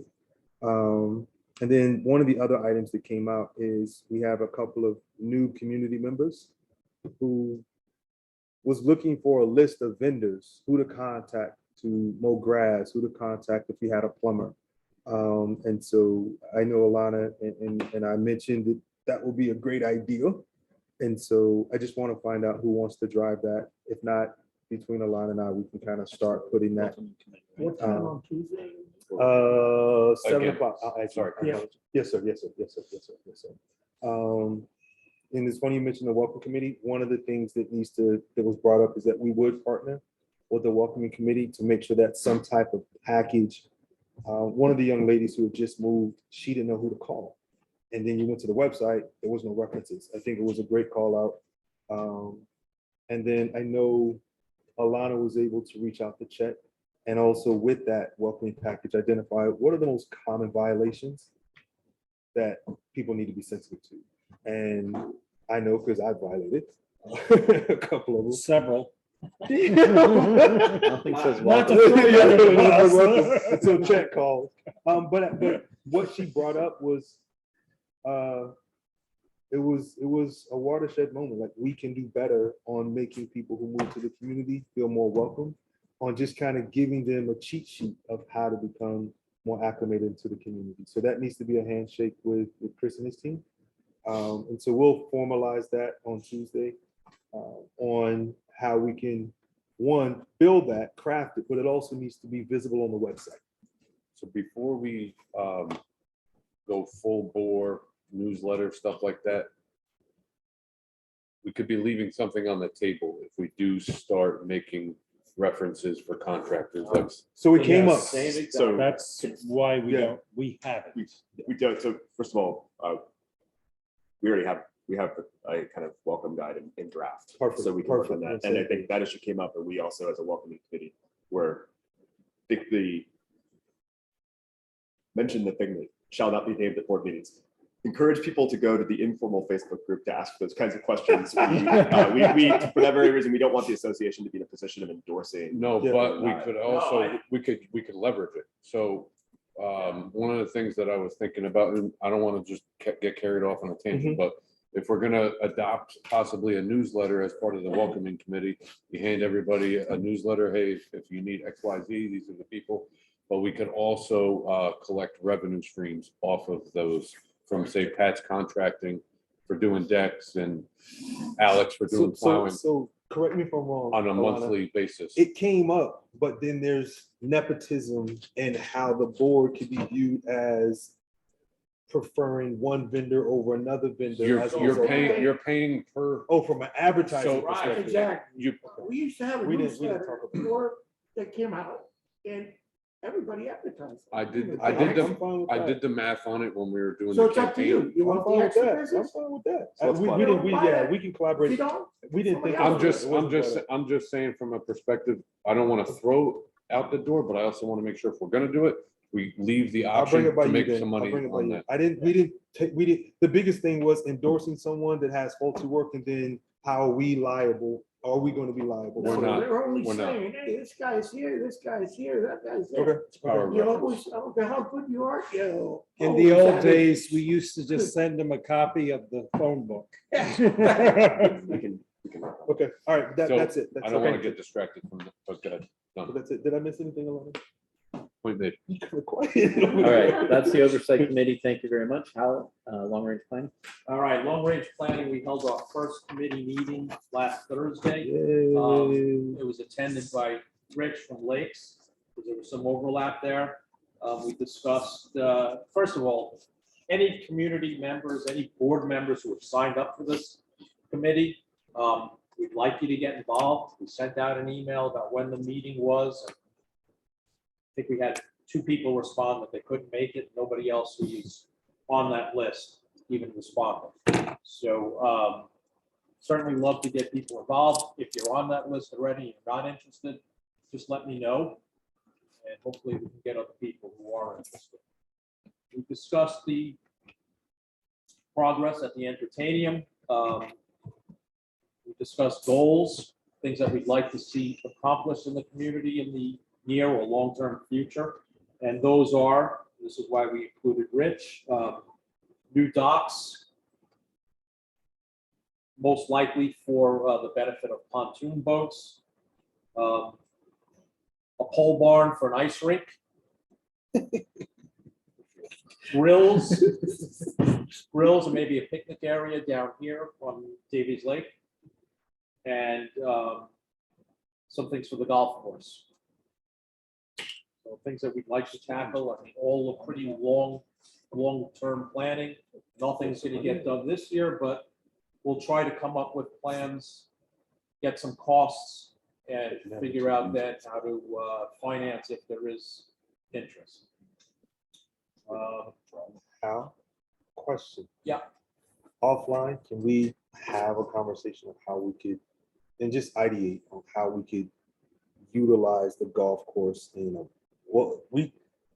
the space that we own, because it's no longer a golf course. Yeah. It will never be used as a golf course, but I think there's some ways to generate revenue I had some from a ideas. storage perspective, because we're having these issues.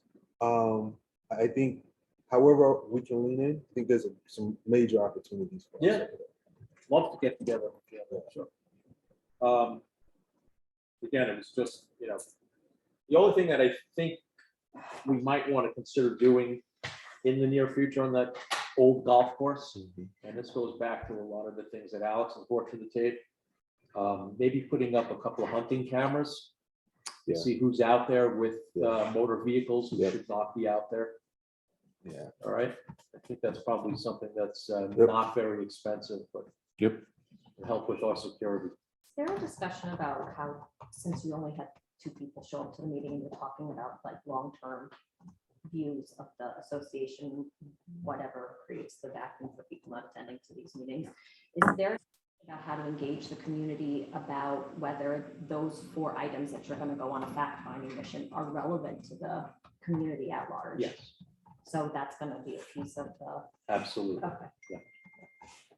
Well, I'm sure that you get people to participate if you tell them you're gonna put something in the back of that golf course. You'll see how many you're gonna. Sign Yeah, up for I the don't long know range. that's In that area where there's no houses around, then okay. I only asked because last year we circled around the conversation of the docks, and a lot of what came up was how many people are going to benefit from the docks as it relates to the greater whole versus the pole barn, as like, if you're picking one or the other, could possibly, be more attractive to the community as a whole versus a portion of the community, and how you That, weigh those options. that definitely came up in discussion, Mhm. and I think just keying it on the dock conversation,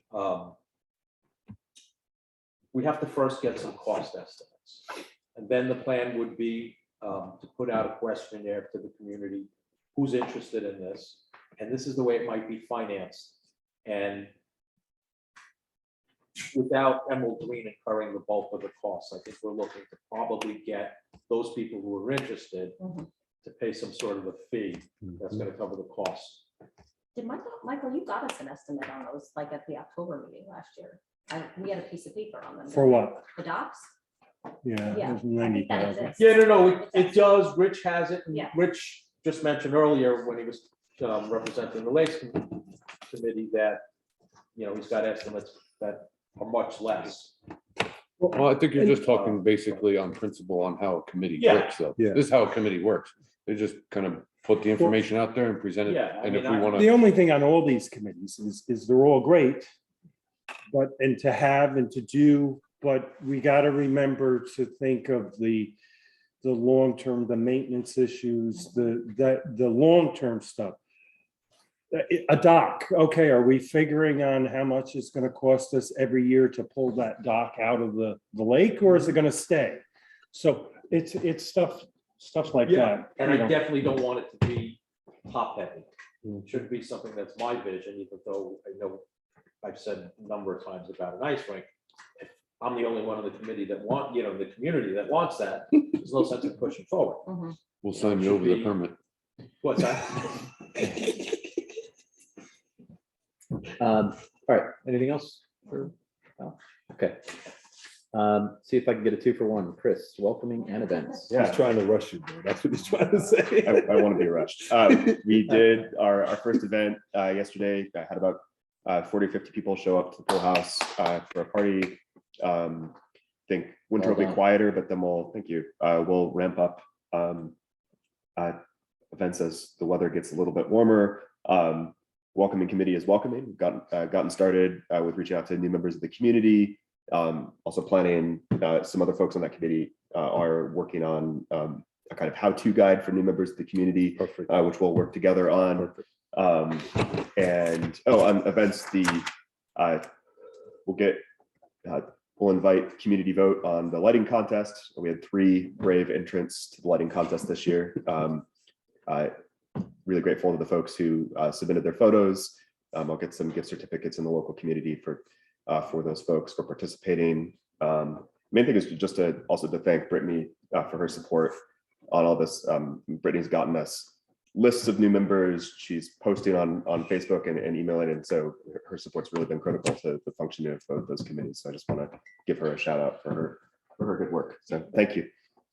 That's it. Awesome. Congratulations, by the way, because you guys are having a very successful committee. I mean, welcoming committee is probably the most important one that we probably overlook a lot. So very good job. Tip my hat, brother. Okay. Yeah, and on that last point, I just wanted to say that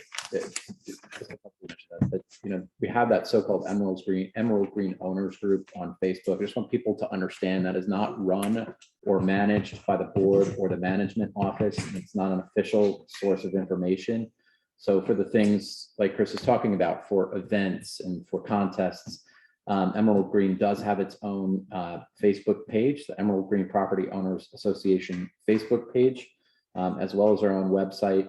So for updates on news and events, visit the official social media accounts at, I think it's Emerald Green Owners, excuse me, Emerald Green Property Owners Association. That's where you'll get your news. Okay.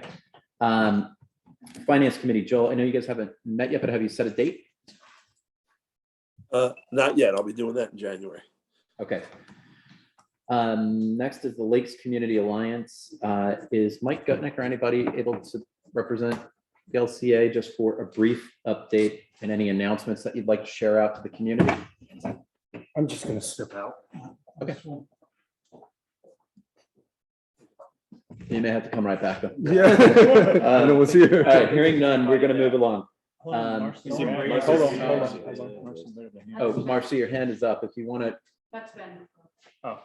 Ever since the week. Oh, Okay, okay, all right. so we're gonna move on. We'll, So we're good. yes, we're gonna discuss the request in just a second, but for the LCA, if there are any announcements or updates that you'd like us to share out to the community, we're happy to do that. Just someone email me and let me know what that's gonna be. We did receive a request, Michael, I don't know if you want to stay here or not. I don't think you need to leave, but I don't know. For a donation to the Lakes Community Alliance. I shared with the board members, the email that was given to me. It's a request for $10,000 as a donation to help, I believe, their legal funding. That email's in your packet. Yeah, I read it. And this is in relation to the LCA's ongoing lawsuit with respect to the homicide. Who's going to leave? I'll leave. Fair enough. Michael's going to recuse himself out of the discussion, which I think is appropriate, given that there's this legal suit. We've been asked to donate to the cause in the amount of $10,000. So open it up for discussion. I think we left this last time that we were going to submit a list of homeowners here, so they could Communicate with them directly. communicate directly to them. And you want to donate, God bless you, you say, us, we should be out of this. We're This also, is definitely. and we're tight, you know, finances are tight. I don't think I'd rather have a new floor. I know, ice cream. Come Oh, on. nice week. That's really what you want to say. That's really what you want to say. I wasn't even going there. Well, yes. No. I don't think this particular battle should be ours. As a, If we were talking about the Avon project, my opinion, that's a different story. it's all the same. It's one and the same. I understand what, So that's what let this them, letter is. give them your email, and if you want to donate, donate. So on the spectrum that we understand the serious nature of what's going on, we can definitely discuss that we understand the perspective. But from a sponsorship standpoint and budgetary processes, I don't see how we can step into the boundaries of becoming a PAC. And that kind of opens up a spectrum. This is where- just the beginning. You think 10 grand will take it? Earl and then Joel. if we open up our pockets to this, how do we go back and have a conversation with those same community members that we assess $550 and say, you have to pay this because we really need it. We're in a really uncomfortable situation. Okay, great. But then you just gave $10,000. I'm not saying it's not of substance. I am concerned about the health and welfare of my kids and whatever they're putting into the water and all of that. I get it. Let me make that decision. But I think as a collective, we need to stay above the fray of anything political. And this is political. I'm not saying it's not justified. I just think it needs to be an individual decision. But I'll defer to Patrick and Dan, but we need to stay away from anything political. Joel, thanks, man. Thank you. I think the move is that we go to the Lakes Alliance and we ask them to draft a letter, and that we would be willing to take that once that letter is reviewed and approved, that we would then take that letter and disseminate it out to our community, and whoever wants to donate to the Lakes community on an individual basis is fine. But I think from the board standpoint, I agree with everybody. I don't think we can do that. But I think we could give them that what's the word I'm looking for, that pass. It's okay, you have access to our members, but we just can't physically do it ourselves. We have to put it out to our membership. And if our membership wants to pay you, make a contribution directly, wonderful. And that's it. Mechanical point, though, I would be concerned about, other than just giving access and letting that letter be sent directly from the LCA, I wouldn't want it necessarily coming from us for fear that it would be viewed as an endorsement one way or another of any particular position, or a heavy-handed suggestion. Well, no, at this point, we're authorizing a solicitation device. So Yeah. if Alex says signs a waiver, whatever it might be, I authorize, my information to be shared amongst this group.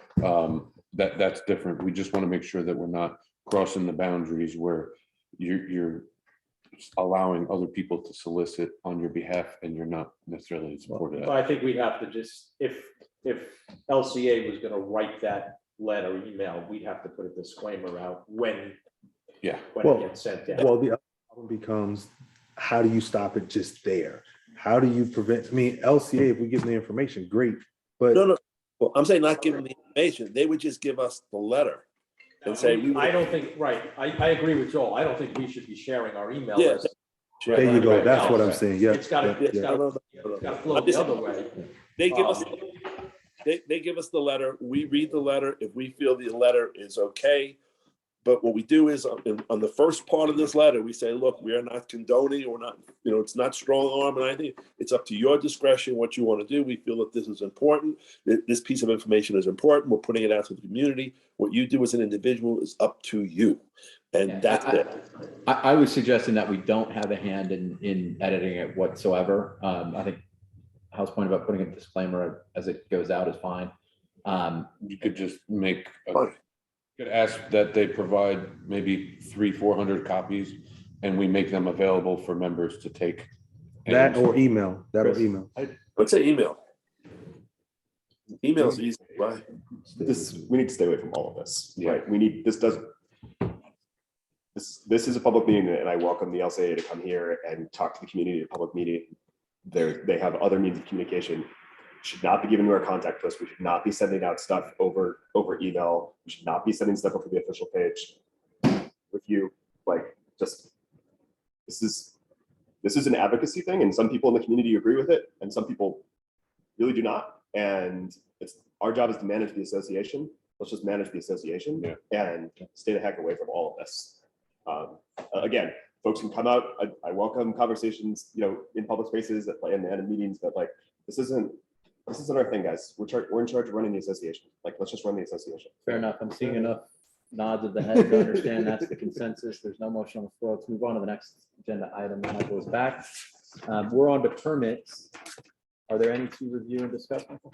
No, you're good. Yay. No, You can sort them out and deliver This one them. doesn't have a permit number, just. All All right, let's move to the rules and Thank you. regulations portion of this evening's program. I want to address public complaints about an Airbnb situation in our community and let the community know that we held a hearing with the residents. 3 of the board members constituted a hearing panel, and the board issued its decision to the homeowner last week.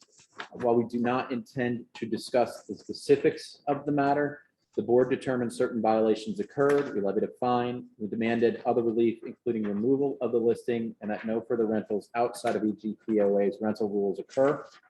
And I could check in just a moment, but it appears that the listing is down, which is the result we wanted to achieve. So we hope this resolves the matter. And just wanted to let everybody know about that. On a separate matter, we discussed strengthening EGPOA's rental rules as it relates to advertising for short-term rentals and the like. And with our our EGPOA's council, come up with some proposed language that's been circulated to the board members. That's also in your board book. It is really an addition of 1 paragraph to the rental rules. And I'll just read it for the benefit of the community members who can't see this right now.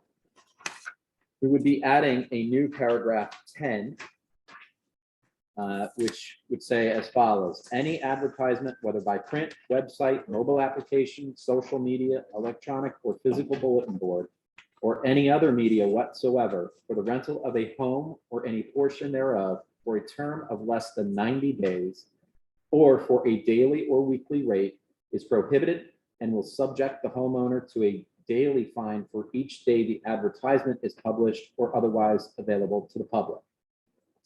The rationale here is that currently the rules don't address a distinct violation for advertisement. This would allow us to do that.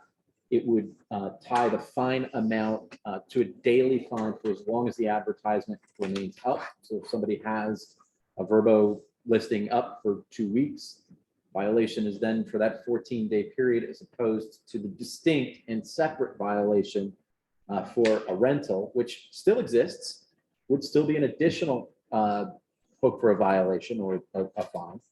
But then we're not tasked with trying to figure out how many times that's occurred and how to, excuse me, how to match up the fines with that. So this gives us an additional tool in the tool belt, if you will, and it opened it up for discussion. I think what we're attempting to accomplish here is just to clarify very specific violations. Because in certain situations, you could end up in a position where somebody may be in violation, but how do you determine what the violation fees or fines or penalties are subjected to? So this really is a tool to make sure that we have a very specific criteria for assigning those violations. Yeah, And it gives us a more specific understanding on what the rental rules are versus what we have right now. and it's purely a modernization of our rental rules to recognize that there are these online platforms and apps out there. And there's a sense in the community and this board that that's not something we want to encourage. And so we want to deal with it that way. Is there, I see there's a fee, but is that fee called out from a daily perspective, or is it reflective of the last item 20 that says it's $75 a day? It's $75 per day. That ties it, correct. And that's kind of why we needed this specific clarification to help assign that. Any other questions or thoughts? Make a motion to accept. Second. All in favor? Aye. Anyone opposed? Any recusals or abstentions? Recused? Recused. With that, the motion passes, and we'll move on to the next item. We're talking about our rules, but Clubhouse, those rental rules are very, very old. So I think once we get started to rent Clubhouse, we should maybe address those rental rules also and update them and just kind of take a look at them. So what I can do is circulate those rental rules around the board. Thanks for giving us more work. Thank you, appreciate it. Absolutely. Actually, who would be responsible for this? Run that by entertainment. So it's kind of an events thing, although I don't think you're running your events here, so maybe it's. So, I think it's That's under fine. the It's a welcoming rental, but committee. it's not an event thing. Yeah. We don't pay it. So it's- Yeah, All right, so it gets referred, thank you, Brittany, that'll be referred out to the oversight committee. Earl will deal with appreciate that. it, appreciate it, All right. appreciate it. So real quick, is insurance required? Yes. Okay, all right, so there's some information there regarding the insurance requirements? Okay, perfect. All right, we're moving on to item I on the agenda, the various additional matters. We have July 4th, 2023 fireworks scheduling.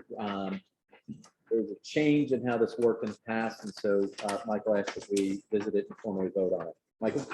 Typically, we would set the date for July 4th, depending on when July 4th fell. Usually we try to do it on a Saturday, so everybody gets enjoyment of it. But typically with that, if we had a rain date, it was the next day. Now the company has changed their policy and it's got to be scheduled within 2 weeks. So we basically got to pick a date for the fireworks and then a date for the rain date. So my thought was that we shoot for July 2nd, which is, Sunday? or sorry, July 1st, which Okay. is the Saturday. And then maybe if we had to pick a rain date, Following Saturday. either the 8th or the 15th. Is there, sorry, mindful of Saturdays versus Sundays. Sundays are more inclusive for our community. Is it possible to set them on Sundays? They don't go till Sunday. They're Yeah. after- So they're after Pass. Shabbos Okay, is great. over. Wonderful. First and the eighth. That all sounds reasonable to me. I like The first as our first option, the 8th as our rain date option. that. Agree. Thumbs up. All right, so I'll make a motion to approve that. Dan seconds, all in favor? Aye. Anyone opposed? Anyone recused or abstentions? Hearing none, the motion passes. Well said. Thanks.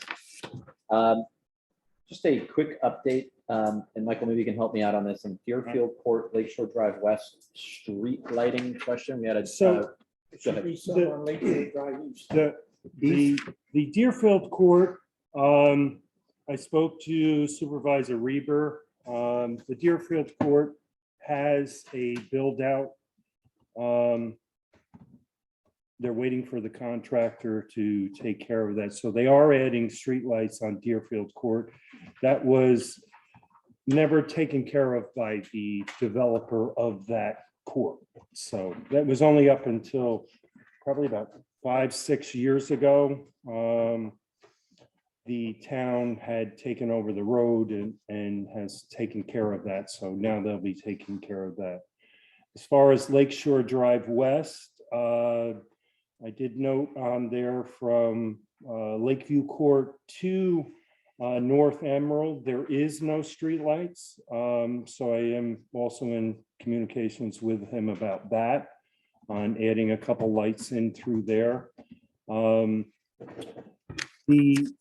I know Earl's got his committee working on this.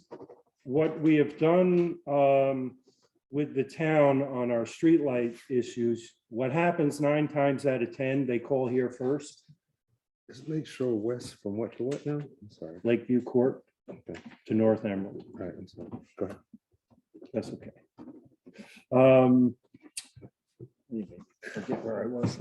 9 times out of 10, people call the office anyway to say the streetlights are out. So what we are going to do, Val's going to have a list, an Excel sheet, and we're going to communicate that with the town on what lights aren't working. They are having issues with the contractor, because this is all being done through NYSERDA, I believe it is NYSERDA, on updating all the street lights to LED. So there is some supply and demand problems going on as well. All the wooden poles throughout the community are being replaced. A lot of them are starting, or a lot of them are rotten now after being in the ground for 70 years. So they're starting to just fall over and just be, they are cedar, but they don't last forever. So. Okay. So shout out to Loretta Duarte, who is one of our members, homeowners, who raised the issue about Deerfield Court, Lakeshore Drive West streetlights, where there were no streetlights. Her advocacy helped get this issue on the radar and helped get the issue resolved with the town. And I know she reached out to Supervisor Reader as well. So thanks for doing that, Loretta. And for other members of the community, if there are areas where you do not currently have streetlights, not streetlights that are out, currently there are not existing streetlights, let the office know, and we'll try to make a list of those and advocate for those. If you have streetlights that are out, I know Michael just said that they're maintaining a list, but in the first instance, you should be encouraged to contact the town to try to get that resolved as well. All right. You mentioned Lakeshore Drive East. Yeah. There are no lights from the beginning of Lake Shore Drive to the front of my house. Very dark. Well, that all used to be the dirt section, so. And I remember that. So there were no houses when I moved in. Now, all of a sudden, we got 4 on this side, about another 4 on this side. So I'll talk to Billy about that also. And on North Emerald Drive, there's a bunch that are out. Other than that, Yes, I so mean, you're- it that looks road great, right. right by. It's by black. where When you you walk walk your all the way dog, around, and- no, it's it's- great. But the other way, It doesn't flat. make sense that there's not any lights on that side either, because there's heavy traffic coming through there. Yeah, for years, it never- was never paved. Yeah. Years. Probably in early 2000s. I used to it wash was my maybe- car. I go home and go out, and the next day I wash it again. Good thing it wasn't, Dirt road. good thing you Oh, it had did some cost you much, connections so- there. Great. I'm glad to hear we're getting the lighting issue resolved. Let's talk about mailboxes at the townhouses. So the mailboxes at the townhouses have been an issue for us for years and years and years. Chet has been working on trying to get them moved out of there. There's a lot of technical issues, what the association can and cannot do with them. But he has been working. It's escalated up to the Postmaster General, which he's having problems with because the postmaster tells the local postmaster, not in Rock Hill and Murfreesboro, tells them it's taken care of and it's never been taken care of. So he's fighting with that. However, what has happened is now the post office has a problem with the mailboxes.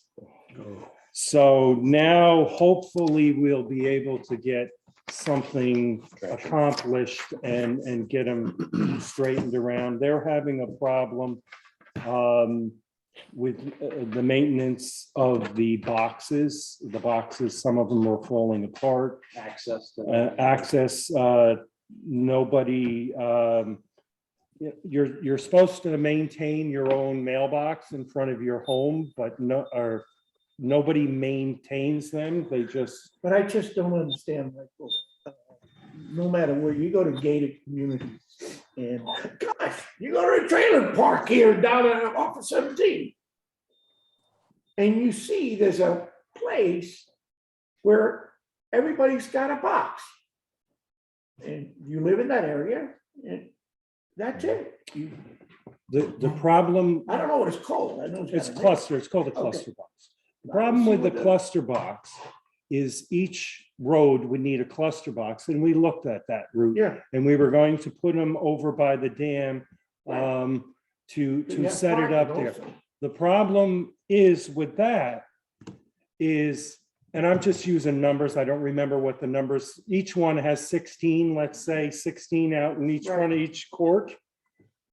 Well, there's 16 stops at each road for the mail carrier. When they get to a cluster box, that cluster box becomes one stop. Correct. So they're not getting paid as much for the one stop as well as the 16 at each. So a post office issue. that's where the problem comes. One thing that has helped us since then is it used to be a contracted route. Yeah. Now it's not. It's Right. delivered through the post office. So We that is. should be able to another thing that Chet is working on as well, to look at getting back into that. And that way, they could be either put at the top of the court Or at the or, bottom.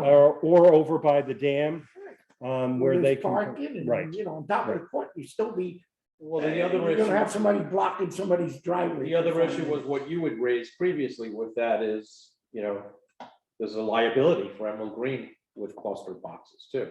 What? We put it up, we built it, we have to Slip and maintain falls. it, we have to have Well, access to it. the easiest, and we have it now going from what we had years ago. We do have cameras over there. And I So- think the cluster boxes is the best way to go, but You know, so some of that slip and fall, you'd be surprised how many people don't slip and fall when there is a camera.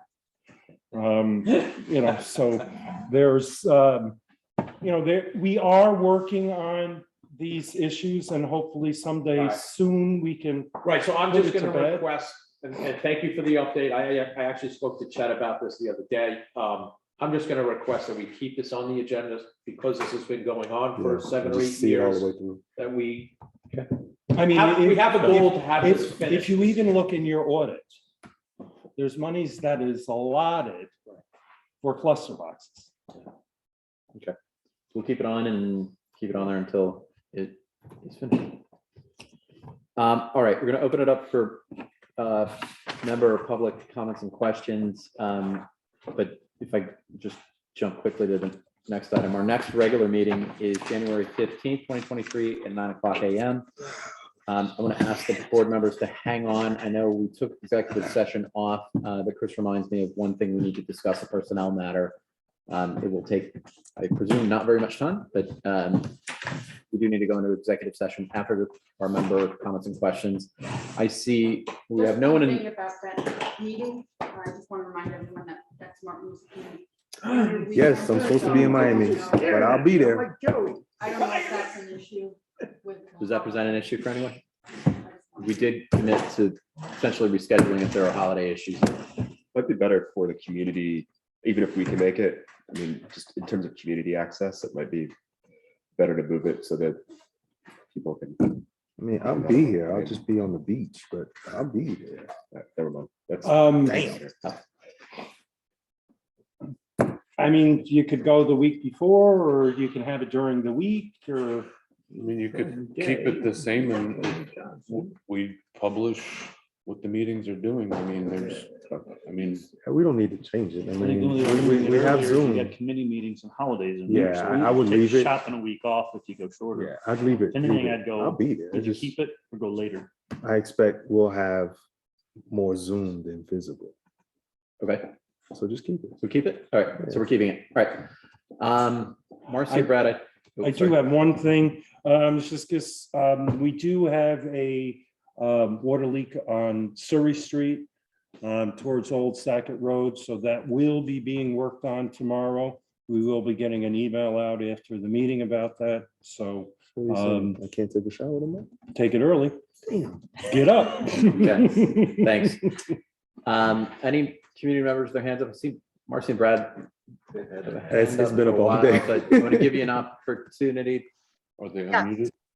All right, so thanks. A couple of points. One, I'm the one who did the count on the drains and culverts. That was a very, very low estimate of only 2/3 of the lake when I counted 55. I'm sure I missed a few. I did not do the entire lake, so that in no way represents the total number of whatever kind of drain pipes we're talking about that come into the lake. So I wanted to clarify that. I wanted to throw out the thought that, you know, everybody talks about the golf course. I'm on the welcoming committee, and I can't tell you, you know, on that committee and others, people are saying, where's the golf course? I would love it if we could come up with a name like the natural or recreational buffer, or, you know, something where we don't talk about a golf course, right? It's not a golf course. It never will be. Nobody's going to play there, but it's a beautiful, I walk my dog there. I hike there. It's lovely. It's wonderful. So if we could Grassy change knoll. the name, it would help a lot. I had the comment about the docks, and I've been sort of adjunct member because Brad's a member of the Lakes Committee, but I'm still involved. When you talk about what's going to benefit the community, if we add docs and if it's figured out who spends what money to how to do it, and also, as Michael mentioned, maintaining it, bringing them in, taking them out, repairing them. I mean, what are we talking about? 10 docs maybe in the lake? So that will benefit exactly 10 people in the community. So, I just think that that needs to be, people need to be aware of that and part of the process of making decisions. I had a question about 5 TVs for $75,000. Is that a real number? Oh, no. I was like, where's that TV? Segment of the $75,000 appropriated for that. IT work. Yeah. Oh, okay, good. So that's good. IT. But, thank you for taking notes and paying attention. Yeah, you caught it. No, I'm trying. We were $16,000 over budget last month. Does that include that 8,000 for the pool that was carried over from last year? Like, what caused that overage? Which 16? I don't know. I just wrote it down. You were talking about $16,000 over budget last month. I think it was in one category, Marcy, because overall, I think we were Flatline. pretty good. Our total budgetary expense Mhm. was $75,655 on a plan of $69,504. I was breaking down specific categories where we were running over. And we were running over on, $16,000 for outside services. So that was the accounting and the audit services. Basically us getting caught up on the payments for the last several months on those bills. That's where that money came from. Got it. So that's not expected to be an ongoing, expense, correct? Okay, good. Why is the payroll continuing to trend up? What's behind that? Well, sometimes it depends on the payroll month. Sometimes there's 5 weeks in a month for payroll. Sometimes there's 4. But overall for the year, I don't have a very specific answer as to why our administration is running slightly over. All right, because, what caught my ear was not just there's an overage here and there, but that it's trending up. Yes. That was. And I was very specific. It is trending up. Yes. Mhm. Yeah. But Okay. you also can call out ground salaries at flatline. Yes. Whereas I was only talking Yeah. administration. Right. And then this is also, we're at the end of our budget year, so there is, next month, there will be things that are moved around and adjustments made, so. Because we're over in one part and not in the other, so there is adjustments that will come across. Okay. And then Alan mentioned money for the sale, unless I misheard when he was talking about the water company. Wait, did I not hear that right? I wasn't sure, but I just made a note of it for Talking clarification. about the sale of a property that the water company owns. That sort of big item that's been hanging out there. They're looking to close on that. And the proceeds sale will help them with their current debt. Got it. Thanks. So that's really it. I'm not going to speak for the LCA. I'm just going to make a very simple statement, and Michael, you can hang for this. I just think that, it is part of the board's responsibility to assure that our community maintains its integrity, its quality of life, the natural beauty, the ease of access and egress, the air quality, the quietness, lack of noise pollution, and all of these are factors that are relevant. I'm going to bring your comments back to the LCA, and then that a decision will be made on how to communicate back on and address your thoughts and comments. So that's all I got. Thank you. Thank you, Marcy. Rich? I'm curious if there's a committee that getting people involved would fall under. Here we want to do a doc survey. Marcy brings up it's only going to affect 10 people. It probably affects a lot more than 10 people, but there would only be 10 slips. My question is, how do we really get an answer from the community if we put out a great survey and only like in the vote for spending money. Only 200 people respond out of almost 700 homes. Maybe there's a way to get some spirit together. Today you had 22 members attend your meeting, okay? And I think you are doing a wonderful job and you've covered a lot of areas. And then you're only going to hear a couple of complaints here and there because people didn't listen. They didn't have the opportunity to listen. They had a conflict, whatever excuse they're going to make.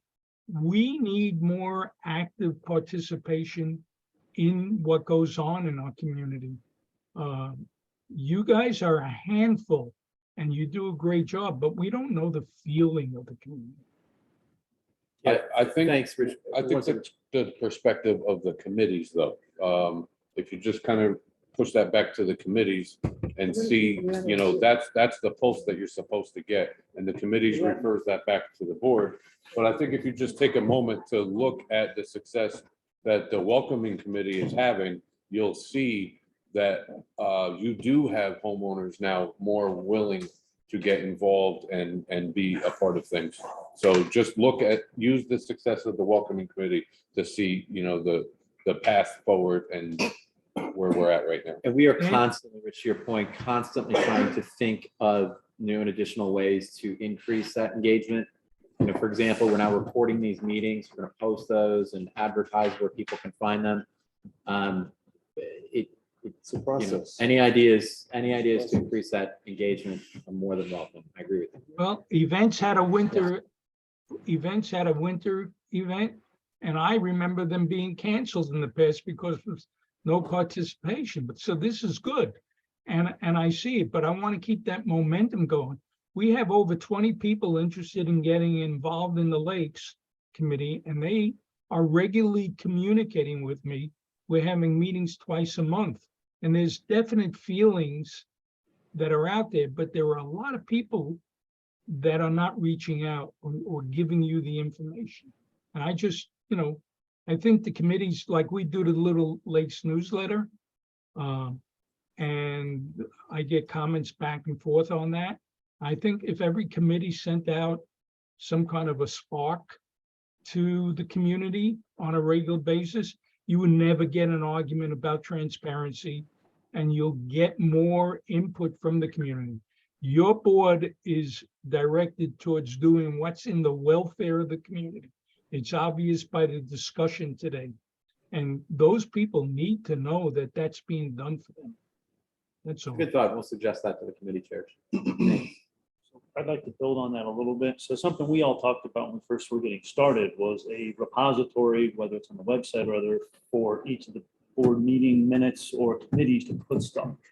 So it feels like our meetings are so long because a lot of information is so new to us. So we get financial reports, which we all can ask questions about, but everything else that comes from committees is all brand new information to everybody here at the table. You know, if there was a way to put that there, whether it's for the community, for people who don't attend, because again, we only get 20 some people here versus the 700, they can see it at they want. But for us to get information each month before we walk in here, so we can ask questions of whatever committee because we saw something. And that's an important point. So And sort of consolidate our meeting a little more. That's what I'm trying to show. one best practice we should be doing is getting committee reports out. The chair should be getting committee reports to the board, preferably like the Thursday or so before. Can be just an email. So, you know, I've been trying to do that with bylaws committee, for example.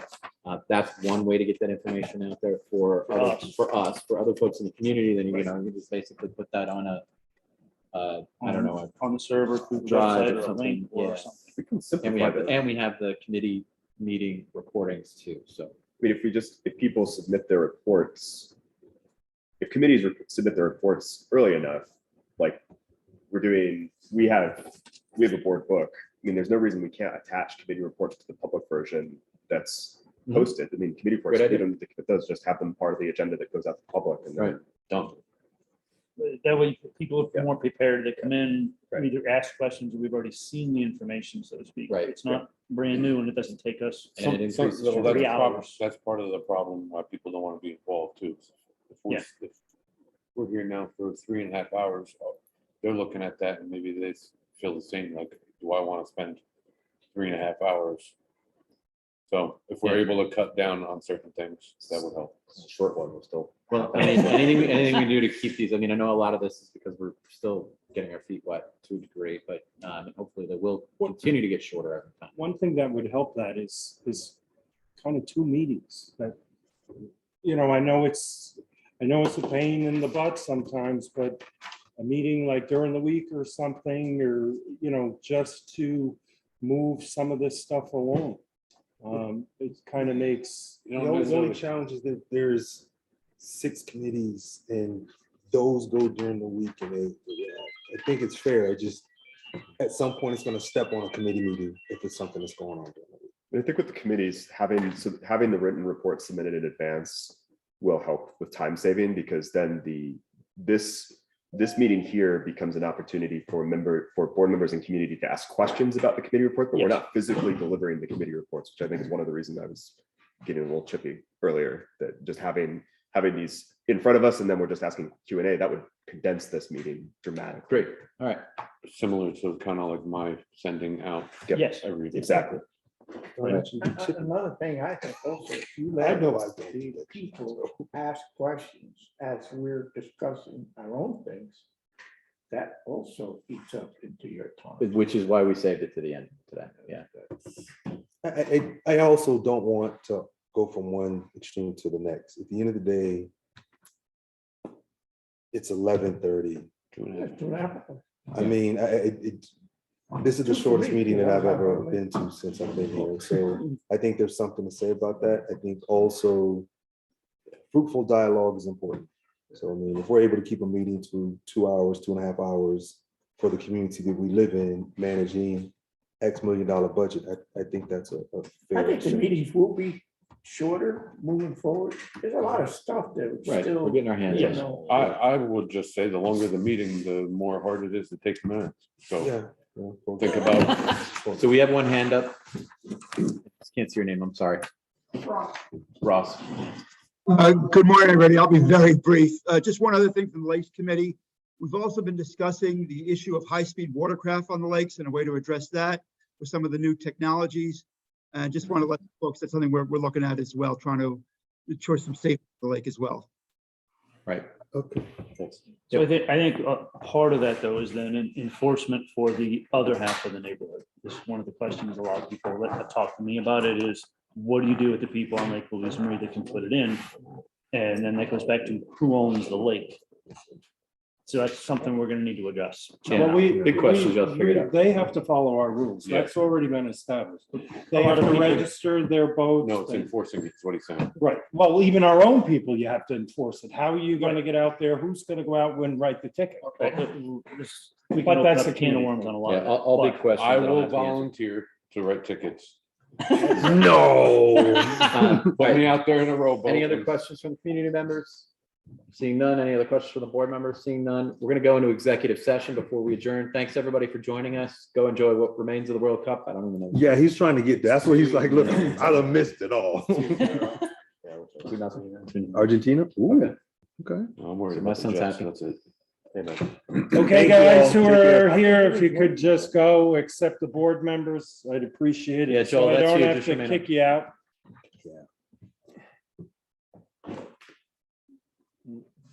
Somebody dropped it.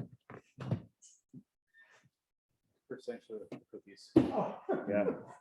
A little upset with you, but they're good. Just two quick things when we get started. All right. Do you want me to help? Oh, we Yeah, should we stop can end the recording. recording too, right? Yeah, I'm just trying to get these. One at a time. Thank you, Rick. We're gonna keep waiting. Let's find something fun. Hold on.